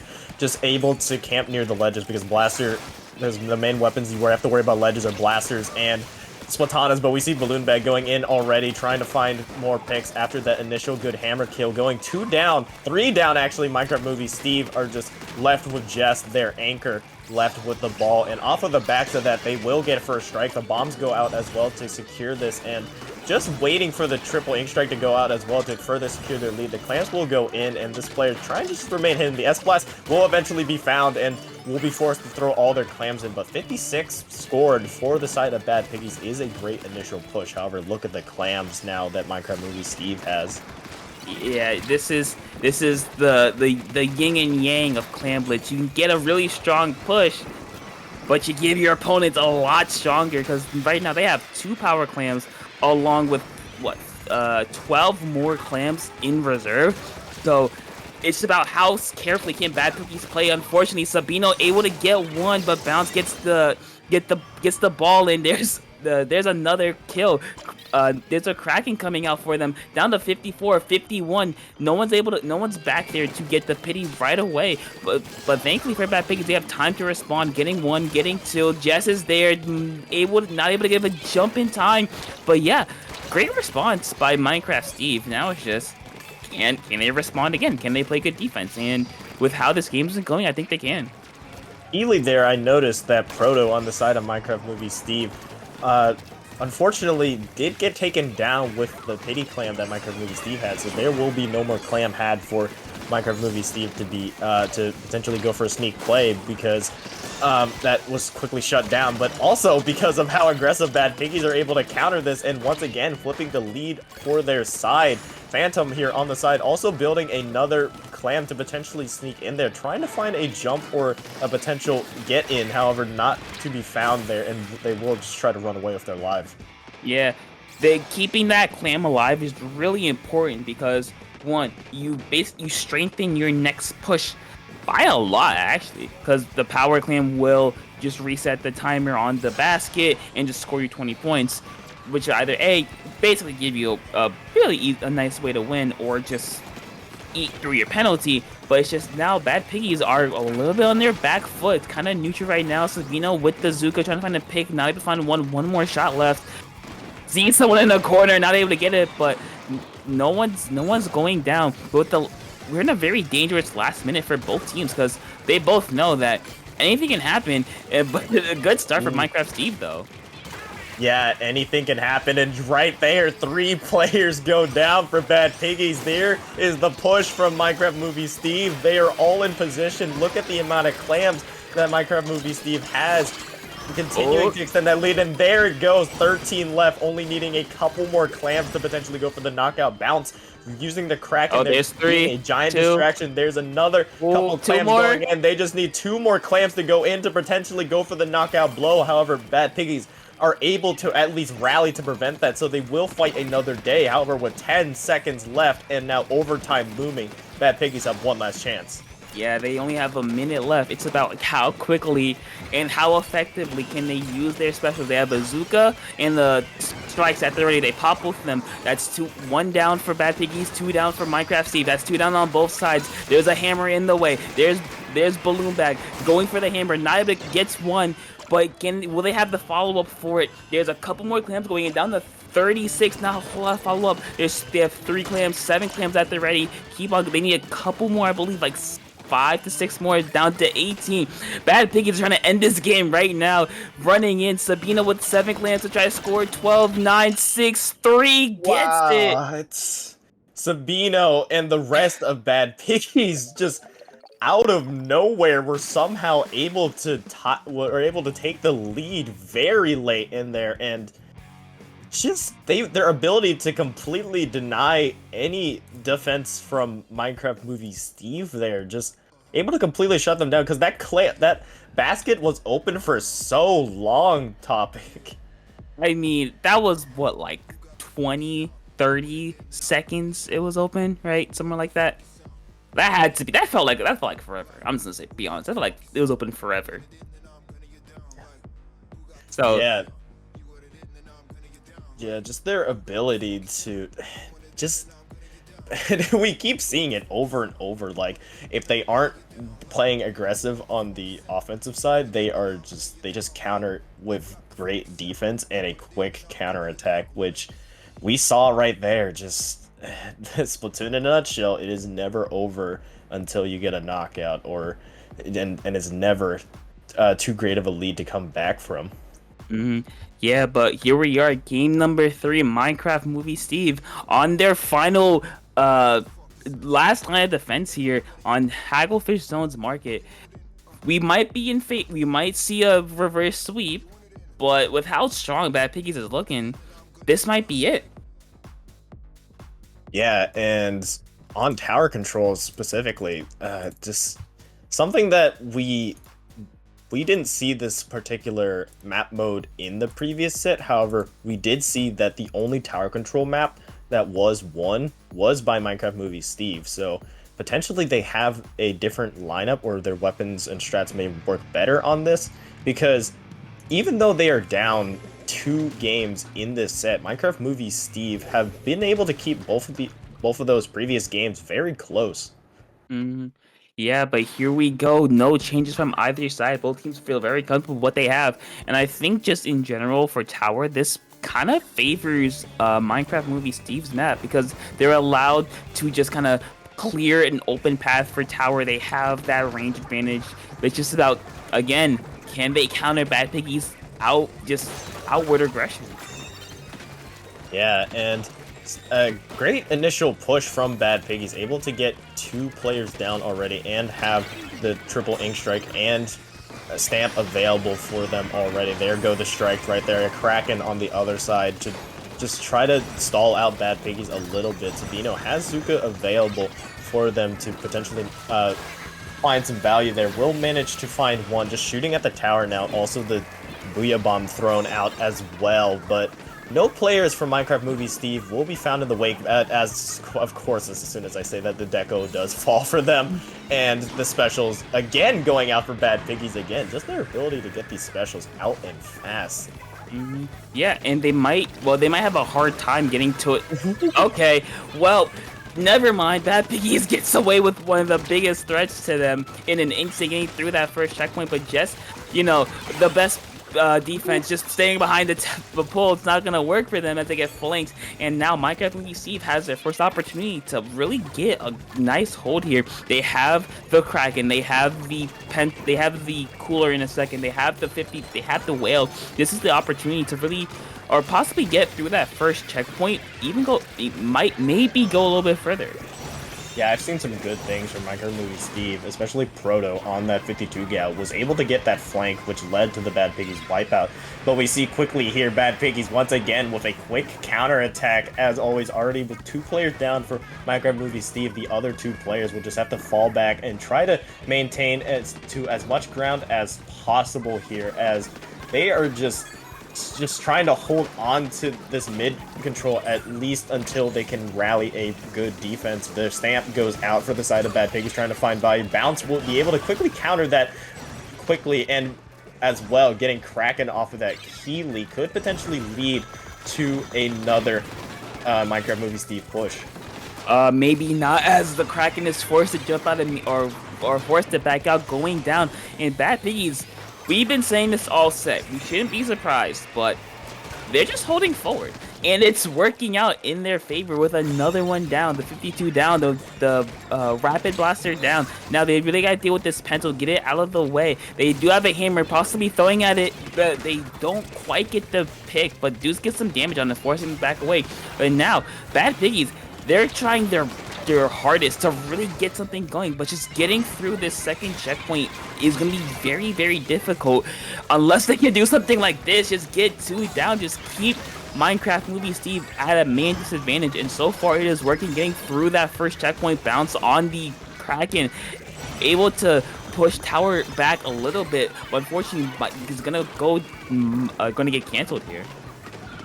Yeah, and with 1:35 left, Bad Piggies with such a great lead, able to already get past 2 of Minecraft Movie Steve's checkpoints. Minecraft Movie Steve needs to really find some success here, but that requires some baby steps, at least getting this first checkpoint, at the very least.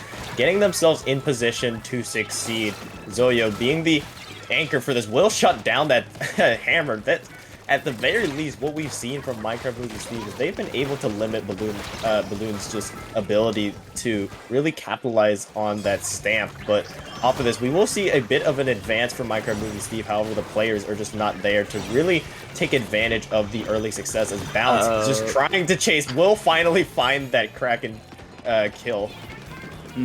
Yeah, with less than a minute left, Bad Piggies can sit back just a little bit because they don't really want to go in too hard. They don't want to waste specials or waste resources by pushing in too far and getting punished for it.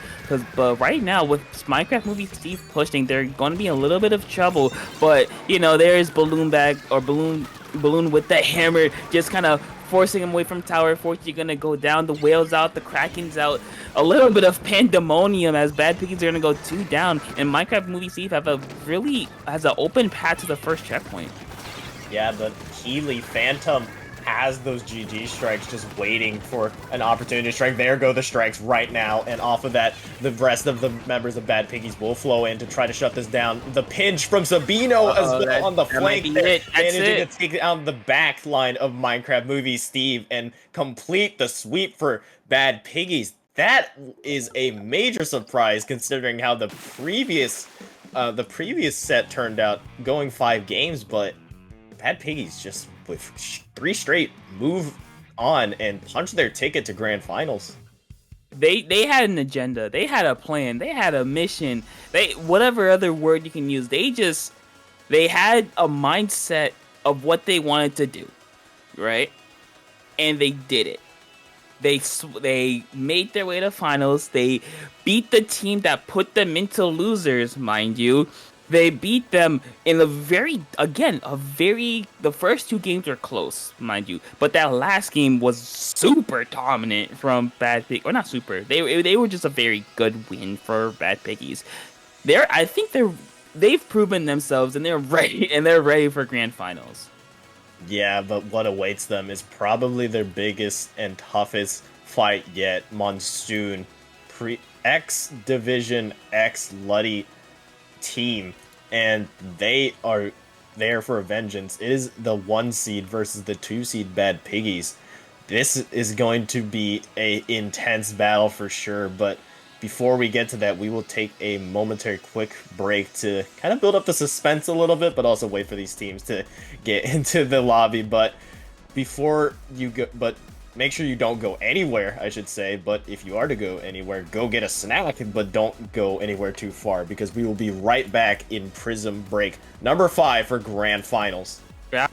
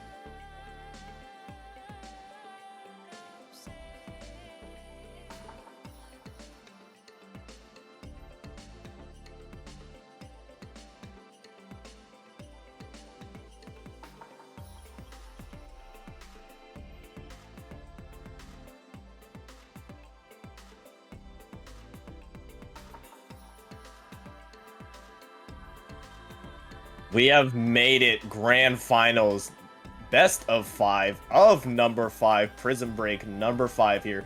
Monsoon versus Bad Piggies, the 1 and 2 seed, kind of to be expected here. I am Rocket, joined by Topic. We are still here and still ready to see this grand finals. I expect fireworks because Monsoon is a Div X team, Bad Piggies Div 2 last year. So this is like upper echelon of Splatoon gameplay. So I'm excited. Straight up, I'm just excited. I don't know what to say. Yeah, not more hype can be really said about this, or not much more. We're just waiting to get into it, but taking a quick look at what map awaits us on Game 1, we will have Splat Zone's Mako Mart. What can these two teams, or what can we really expect from these two teams, Topic? Well, I can kind of assume we know one of them already. We know one of them already. I think it's just playing around the stacks. You play around the stacks, you play around the alleyways. You just kind of gotta make sure you have control of those before you can really push up, because if you don't, you can get flanked immediately, or not flanked, you can get flanked at any time. So I think maybe a bucket. I'd be surprised if there's no like buckets or we know Bad Piggies run at least one blaster and yes blast, but maybe a bucket will be shown, maybe like a short range shooter, maybe like a shot 52 end zap. Maybe I don't know what else, but enough talk. We're hopping right into Game 1 of Grand Finals, Monsoon versus Bad Piggies. Yeah, and let's see what both of these teams bring out on the side of Monsoon. We will see a bucket. We will see a Neo Splash with the Tri-Strikes, a Vanilla Splat, and a Pencil. And on the other side, we've seen what they run before. Sabino is actually back on the Splush now, so we will see the double hammer in action. And Monsoon already off to an early start, being able to take first strike, but we see Sabino on the other side having the hammer available. Will try to find the buy of it. Will find one there, however, not much more to be had. Actually, as I say that, another one will be had. Yeah, not a great start for Bad Piggies. Monsoon going to get two of them down again with a couple of specials in reserve with the strikes in the sec. Oh, they have double strikes. That's that. They have double strikes. There's a bazooka in a second. No more bazooka, but Monsoon, they're playing super strong. They're playing really strong, holding Bad Piggies, not allowing them to really to gather together and get a really a stronger push. But all the way down to 31. This is what Bad Piggies did to Spectral in their first round, or their round earlier.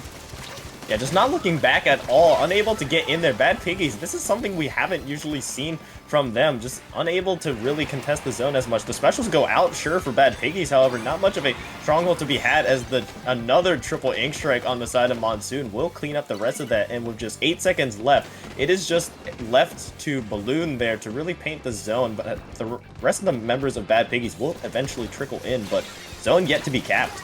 Yeah, it is going to be kept for Monsoon. Bad Piggies throwing everything at it. They finally get it in a huge penalty for Monsoon. 73, 3 down for Monsoon. This is the opportunity for Bad Piggies to really get something going. They do have a hammer at the ready. They're going to have a strike in the Booyah Bomb relatively soon, but they gotta be wary because there's a cooler that they're lacking, so they can't really take these bad fights since they can't respawn as quickly. As Sabina's gonna go down, Monsoon trying to get something going, not quite gonna work. Balloon Bag goes down. That's gonna be 3 down for Bad Piggies, and Monsoon with a quick recap of zone. Yeah, and although their penalty points are great, so is their lead with 4 left outside of the penalty points. Phantom does have the triple ink strikes, will pop as well, and the specials are all online mostly for Bad Piggies, so this could be the potential for a quick counter push that we've normally seen from them. However, the quick response is there. Miner being able to throw out those triple ink strikes and able to find one in the wake. However, Monsoon does lose 2 in the process, and Bad Piggies will at least maintain portions of the zone a little bit. A great kill there from the Pencil to even things out. Yeah, but Monsoon, they're still there. They're still fighting, getting another 2 down on Bad Piggies. They've they've been having a really hard time dealing with this pencil, because pencil does really well when it's really well supported by its teammates. They haven't really able to get a nice kill there on miner to try to get a little bit of momentum going, as they're gonna flip zone in a second. Yeah, they're gonna flip zone, but Monsoon, they're already there with the strikes. They haven't, or Bad Piggies have not been able to get a really strong hold. It's been quick fight, and by the time these fights are over, Monsoon has control of zone. Yeah, this is something we definitely haven't seen before, and Bad Piggies are at least able to get zone back control with that Booyah Bomb, but the ability you mentioned before, the double tri-strike that Monsoon has just been able to keep Bad Piggies in check, because usually what we've seen, at least on zones, is Bad Piggies are able to quickly respond with throwing 2 or 3 of their specials on the point and quickly flipping the zone in succession. But with Monsoon having both of those tri-strikes available, they've been able to at least maintain their hold on this ball. We'll find there's another stamp going out as well. We see the patented double stamp, and that will actually lead to Bad Piggies taking the zone with tri-strikes available. Yeah, but how will they be able to hold? Because yes, they've gotten down to 44 at the moment, but they haven't been really able to get a strong hold. Nico with the Zuka, Sabino barely able to avoid that. But now here is Monsoon trickling in. That's a good start for some defense. Down to 20. Trying knocking at the door, but Monsoon will respond with the Hexa strikes. Just keep throwing it. Bad Piggies will respond. Unfortunately, not quick enough, as they're going to get a huge penalty of 50 getting zone. But with 20 seconds left, the pencil's going to go down. Bad Piggies, they're going to have to hold zone for a really long time to take lead. Yeah, they need 1 or 2 more team fight wins here, and the specials are online. However, Bad Piggies do lose their SPLS Keely, but both of their stamps are online topic. This could prove deadly here. One of them is shut down, though. Balloon has the other one, but 3 players go down on the side of Bad Piggies, and that will be it for the match. Game 1 will be taken by Monsoon, just able to quickly somehow counter both of those hammers. Unfortunately, not quite finding their value. Monsoon will survive Game 1. You know, you just said that they had double hammer. If they lost 1 team fight, that'd be it. They need like 1 or 2 good team fights. That's the opposite of what happened. Monsoon just worked together really well. They just kind of did what they needed to do to get those picks. They got the win, and I think what we've both been really saying is that they've been responding to Bad Piggies. Anytime Bad Piggies wanted to go in, guess what? There was a tri-strike there, a pencil was looking at them. They just had the people there, or they had the members there to respond to whatever Bad Piggies threw at them. Yeah, and quick counters as well, but we will move on to Game 2. Barnacle and Dime, Clam Blitz, not zones. What differences can we really see here on clams as opposed to zones topic? I wouldn't expect Bad Piggies to go away from their very up-tempo playstyle, but I think they're going to have to try to spread out the members of Monsoon, try to get them into those 1-on-1 or 1-on-2 situations to really capitalize on it, because in those team fights, Monsoon just kind of, I don't want to say ran them over, but they just really used their special to their advantage. So I think for Barnacle and for Clam Blitz specifically, you gotta target members that are by themselves or too far away from their teammates to really get any significant help. Yeah, and no changes to be had on either side. There is a 52. Except the 52 I'm now noticing. Thank you for pointing it out. I almost missed that. The 52 on the side of Monsoon to add really more of that firepower to Monsoon's push. And on the other side, Sabino isn't the one on the splat, but they will be going back to what they usually run, which is a Zuka, which could potentially provide another wrinkle for Bad Piggies that could potentially help them out here. Yeah, neutral situation here. Monsoon gonna go 2 down, but quickly able to respond. Cats throws the Booyah Bomb. Unfortunately, will get killed right out of that armor. And Bad Piggies are trying to get set up here. They have people on plat, they have people in the street, but just can they break through Monsoon's defense? It's like that's not gonna work for them. As Cats kind of forcing this corner, gets canceled almost immediately. There's a Zuka from coming out from Nico, trying to force them back. It's gonna work. Balloon trying to get a sneaky kill here. It's not gonna work. Sabino gets shut down immediately. Monsoon, we talked about this last game, or even in between the games. Monsoon has a response for everything that Bad Piggies does. They're not allowing them to play their game, and it's working. Not right there, getting a quick double, but for the most part, they've been not allowing Bad Piggies to play their game. Yeah, and Bad Piggies now on the advantage here. They do have control mid. They do have plenty of clams. Then we already see a ball being built in the hands of Sabino, and another one being built in the hand of Phantom. And 2 specials are available for the side of Bad Piggies, and there go 2 members of Monsoon due to those specials.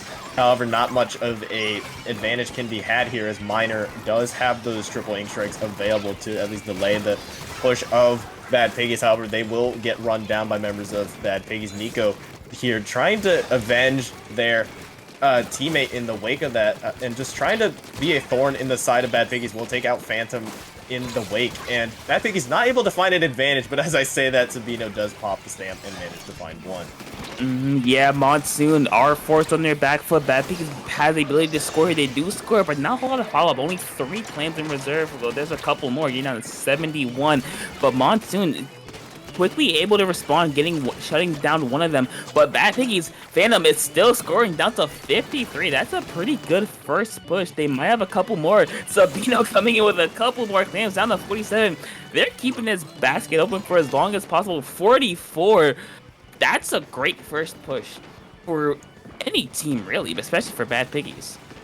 Yeah, 100%. And usually when they do get those leads, they tend to hold on to them and never look back. However, Monsoon is definitely not a team that you could take lightly, so things can change, especially with still 2 minutes left. That is still plenty of time left for Monsoon to get back into another push and get back into rhythm, as they are now slowly inching their way closer and closer towards the midpoint here with numbers advantage, and yet again managing to find a member of Bad Piggies. They will move closer and closer towards Bad Piggies' goals. The triple ink strikes going as well to continue their advance, and look at them, they are just continuing to go and go. Monsoon with the wipeout as well. Shiny now will be the player on the side of Monsoon to initiate their push, and look at that lead. Yeah, that lead disappeared in half a second. I just want to say that was an amazing team fight from Monsoon. They kind of just cornered all the members of Bad Piggies, got them in a really small area, and just collapsed and pounced on it, and able to get all 4 down to 9. This was their first push, right? Down to 9 that's incredible. Now the momentum has completely switched. Now Bad Piggies, they're gonna have to do what they did for their first push, but even better, because they have a long way to go. Yeah, Bad Piggies got a little taste of their own medicine there, as they were just pushed back further and further and further, and like you mentioned, just completely collapsed on. But the specials are available for Bad Piggies to at least keep them in this. With 40 seconds left, though, time is running out. Miner will manage to find a pick there, but will be traded out themselves. Phantom does have the ball of Bad Piggies in their hand, however, just waiting for an opportunity to strike, as no real ground is given up by Monsoon. They are still playing with such aggressiveness, and Miner does have Keeley. The triple ink strikes will go out here. Unfortunate for Phantom to die there, and the clam goes out into the water. But without 13 seconds left, Bad Piggies, they're taking a couple of bad fights, going down 3 for 2. The pity clam, they do have a pity clam though, so they have that to work with. But Monsoon can just really hold on here. We're in overtime. Balloon Bag trying to go for a kill, not quite able to find the pick that they need. That's gonna be 2 down for Monsoon, but Cooler's gonna negate that basically. And now Bad Piggies, they're kind of forced to run in and do what they can, or try to do what they can. Yeah, however, a pop on the goal needs to happen now, but unfortunately, Phantom falls right at the feet of the goal, and that means that down 0-2 now. Monsoon up 2-0 now and 1 game away from getting grand finals, and Bad Piggies have just been unable to really match their speed, which is what their signature is. Yeah, I just want to go back to Monsoon's first push. It's on the replay right here. They got down to 9 on a first push. I believe that was their only push of the game. Getting it down to 9, that sets the tone. Yes, it was a little bit late, but that set the tone and told Bad Piggies, hey, you have one chance. If you don't get your push down to under, if you don't knock out on your first attempt, we're just gonna steamroll you and get as low as we can. And they did that almost immediately. Yeah, and if I'm not mistaken, Miner was basically single-handedly holding off members of Bad Piggies by themselves to allow their team to build a clam in the background and get that super jump in, which continued to extend their lead. But now we are on game 3, Scourge Gorge Rainmaker. Let's see if Bad Piggies can at least survive in this, as we see a weapon switch for Monsoon, a well string. We'd love to see it here, but now no longer a pencil to be had, but the cooler will be had by Storm, who is on NZAP.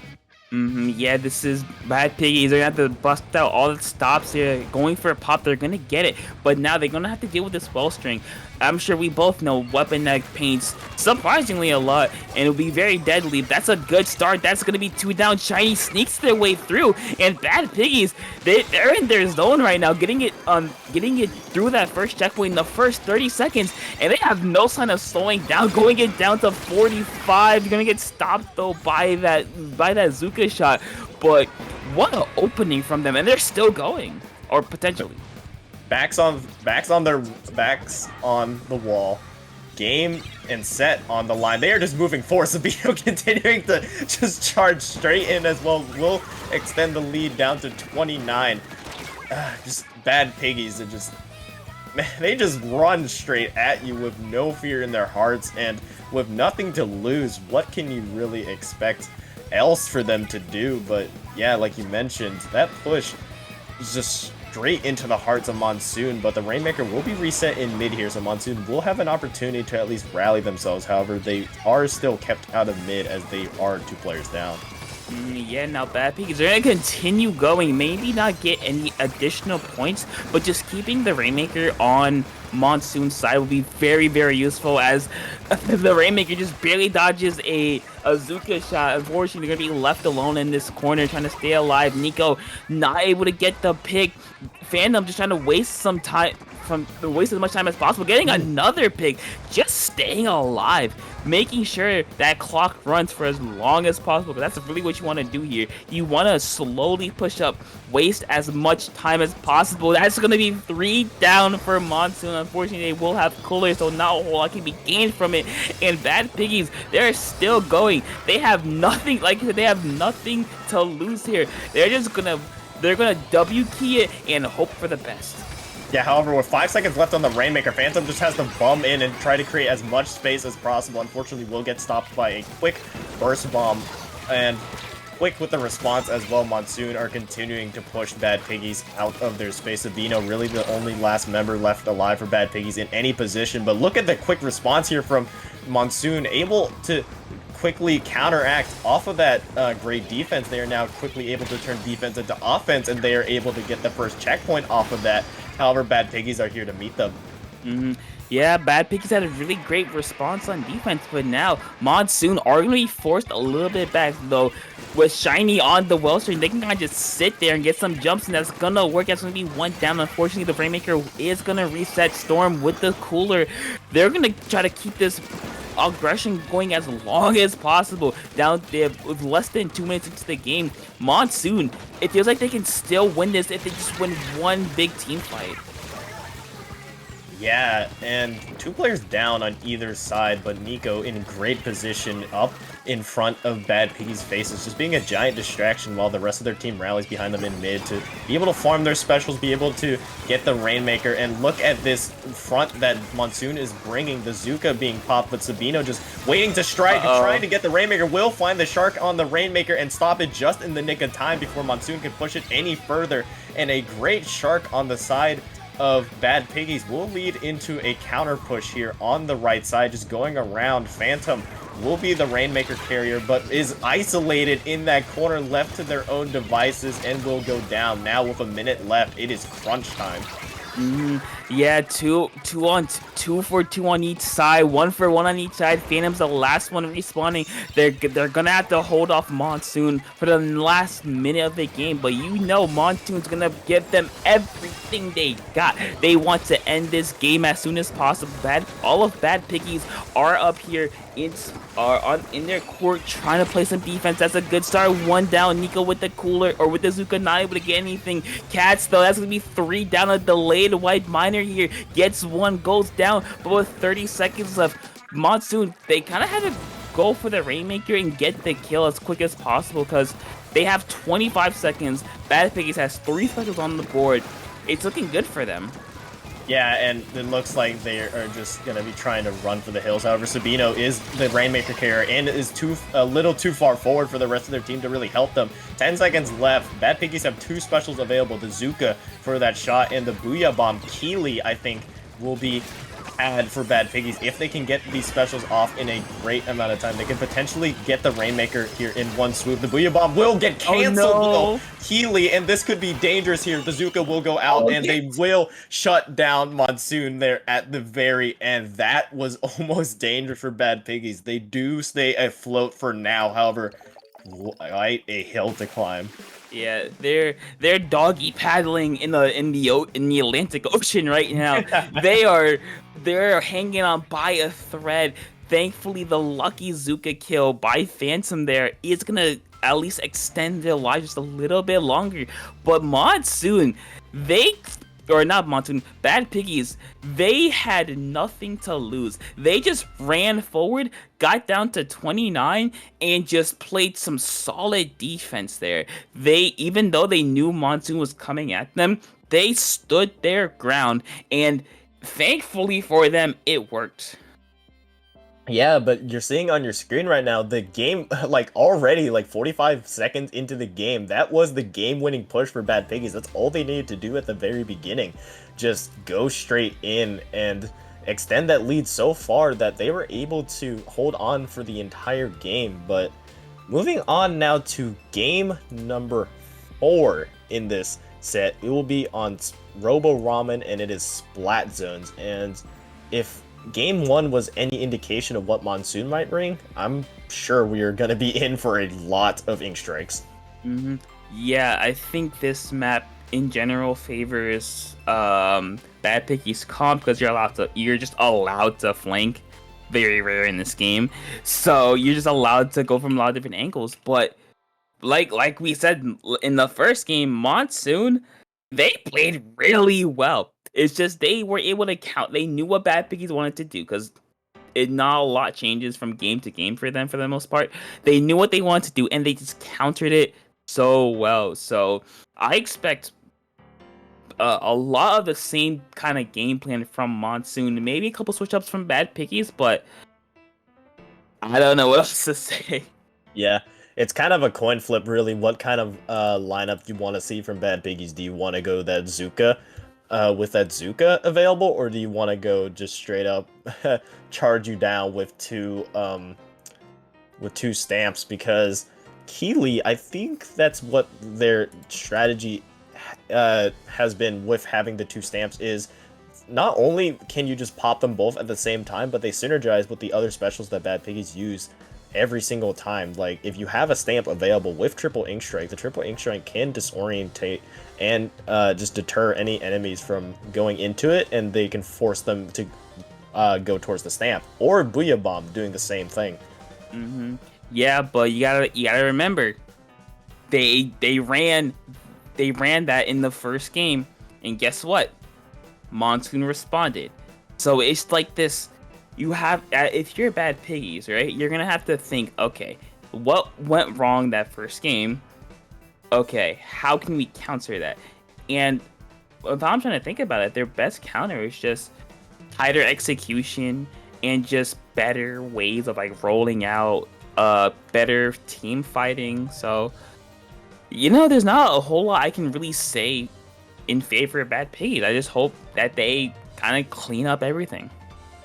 Yeah, because really both these teams have run or shown so far at the very minimum 2 variations of comps they've run for Bad Piggies. It's either Zuka or Double Stamp, and on the other side for Monsoon, it's either Pencil or Wellstring. And if I were on the side of Monsoon, both options are pretty efficient. I mean, like being able to either choose the Wellstring just to have that area of denial for zones, or what I think they are gonna do is run that double strike, which if you're just able to completely nuke the entirety of sight like 2 times over, it doesn't matter how many stamps Bad Piggies have. Heck, the entire team could be running at you with stamps. Those strikes are deadly.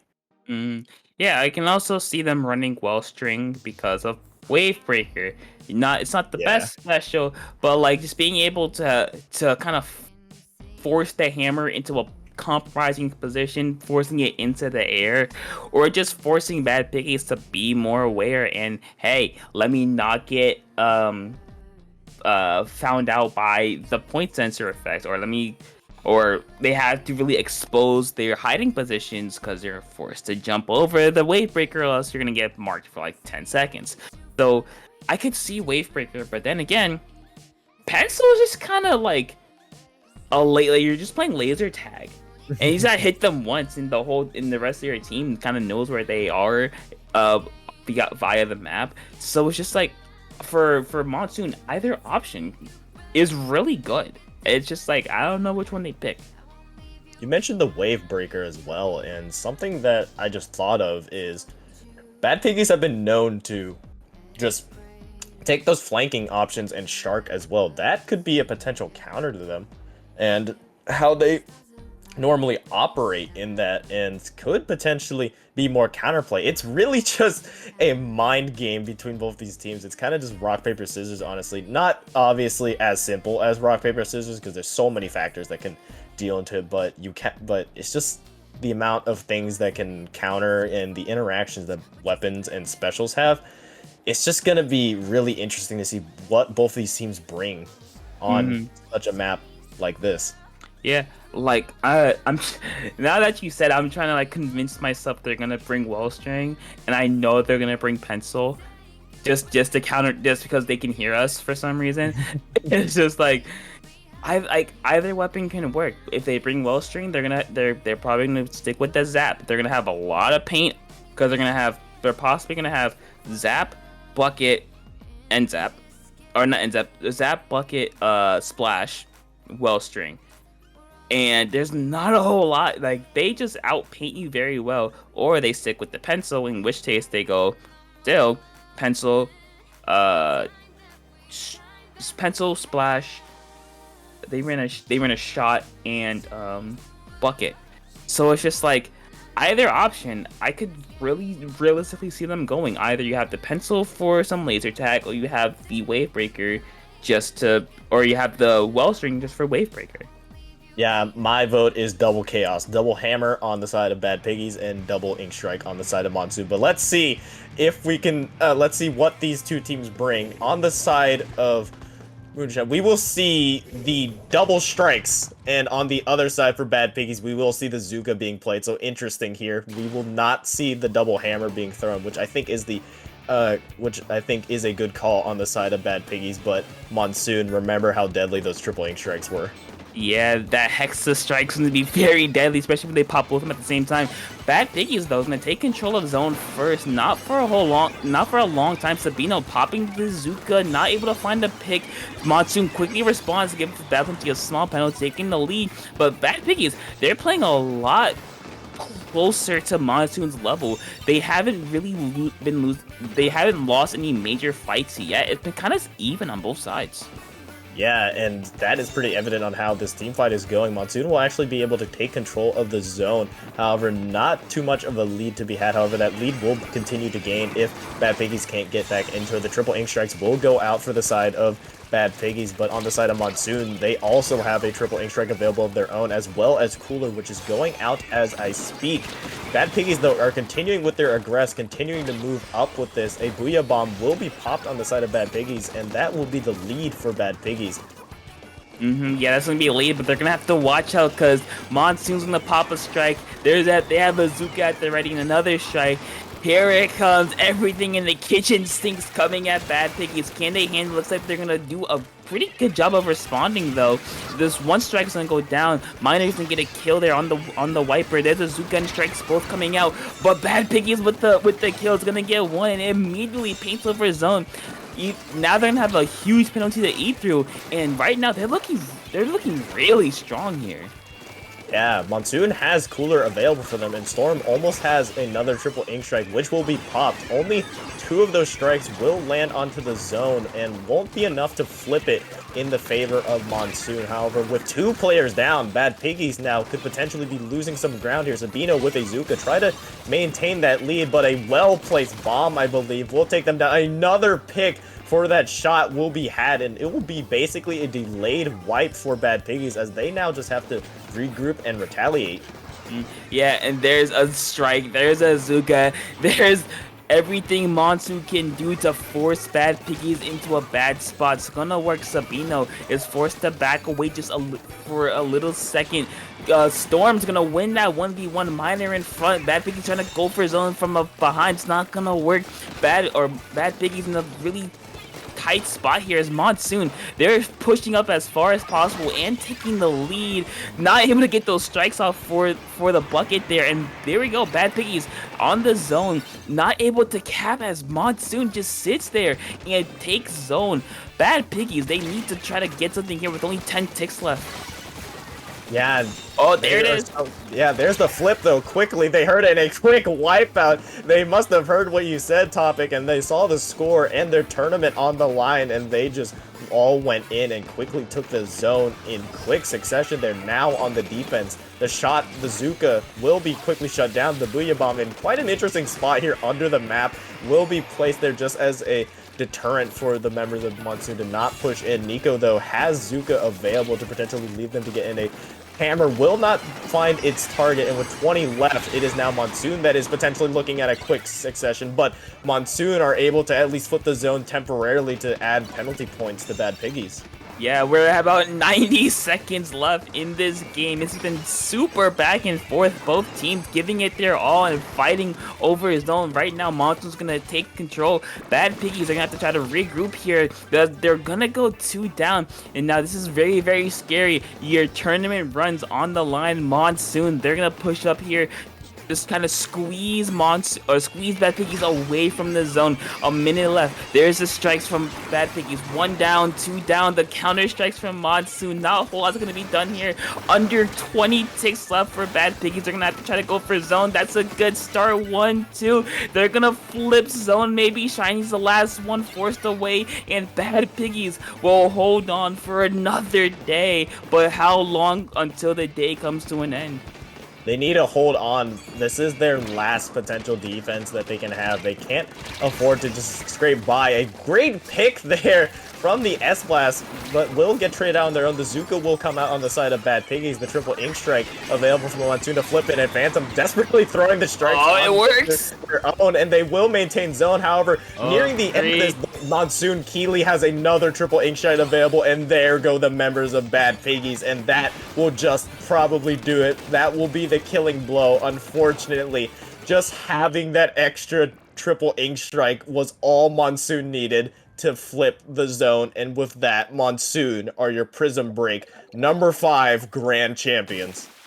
If you're Bad Piggies, you know, I believe they've been in every Prism Break up to this point, or I think they missed one of them, correct? Yes, they missed the first one.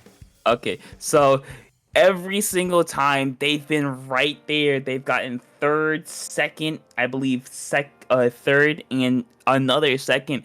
They've been right there. So after coming so close to a comeback, they were, I believe, 2 points away. Those panic strikes did work out, but unfortunately, they couldn't deal with the second set of tri strikes, and that kind of lost them the game there. Monsoon, what a final game! Just super back and forth. I think we have 4 to 5 lead changes.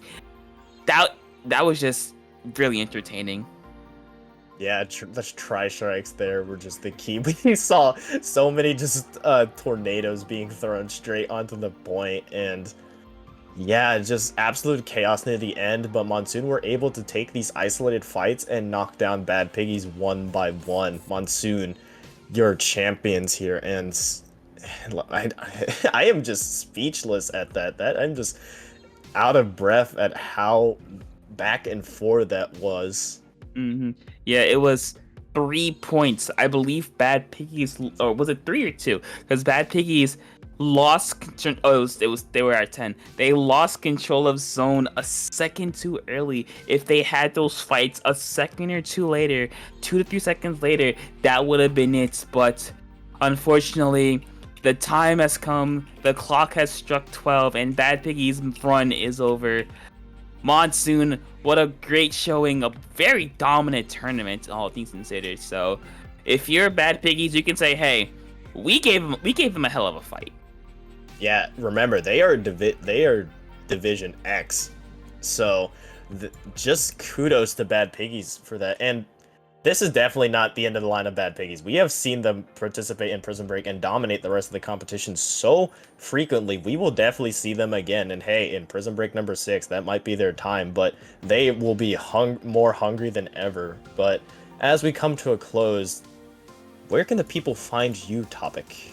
Yeah, you can find me over on Twitter, unfortunately, at Topical2. You can usually find where else I'm commentating. You hear me ramble about the Xenoblade trilogy. Yeah, you can find me on Discord, Topic_2. I'm always down to play Splatoon or anything else, or just talk about whatever. And yeah, Rocket, what about you? You can find me at Rocket_Splat on Twitter and Twitch. I am also seen in Discords at RocketY. Also down to just ramble about whatever, because honestly, that's kind of what makes us good commentators, right, Topic? Just the ability to just ramble. But as we come to a close, thank you all for watching. Thank you, Jorjan, for being a wonderful streamer throughout this. And thank you to everybody who made Prism Break number 5 possible. This is Rocket signing out. And Topic, anything else? Yeah, be prepared, because Bad Piggies will be on a revenge tour for Prism Break 6. And with that, that'll be it from us. Have a good night. Have a good rest of your day. See y'all next week.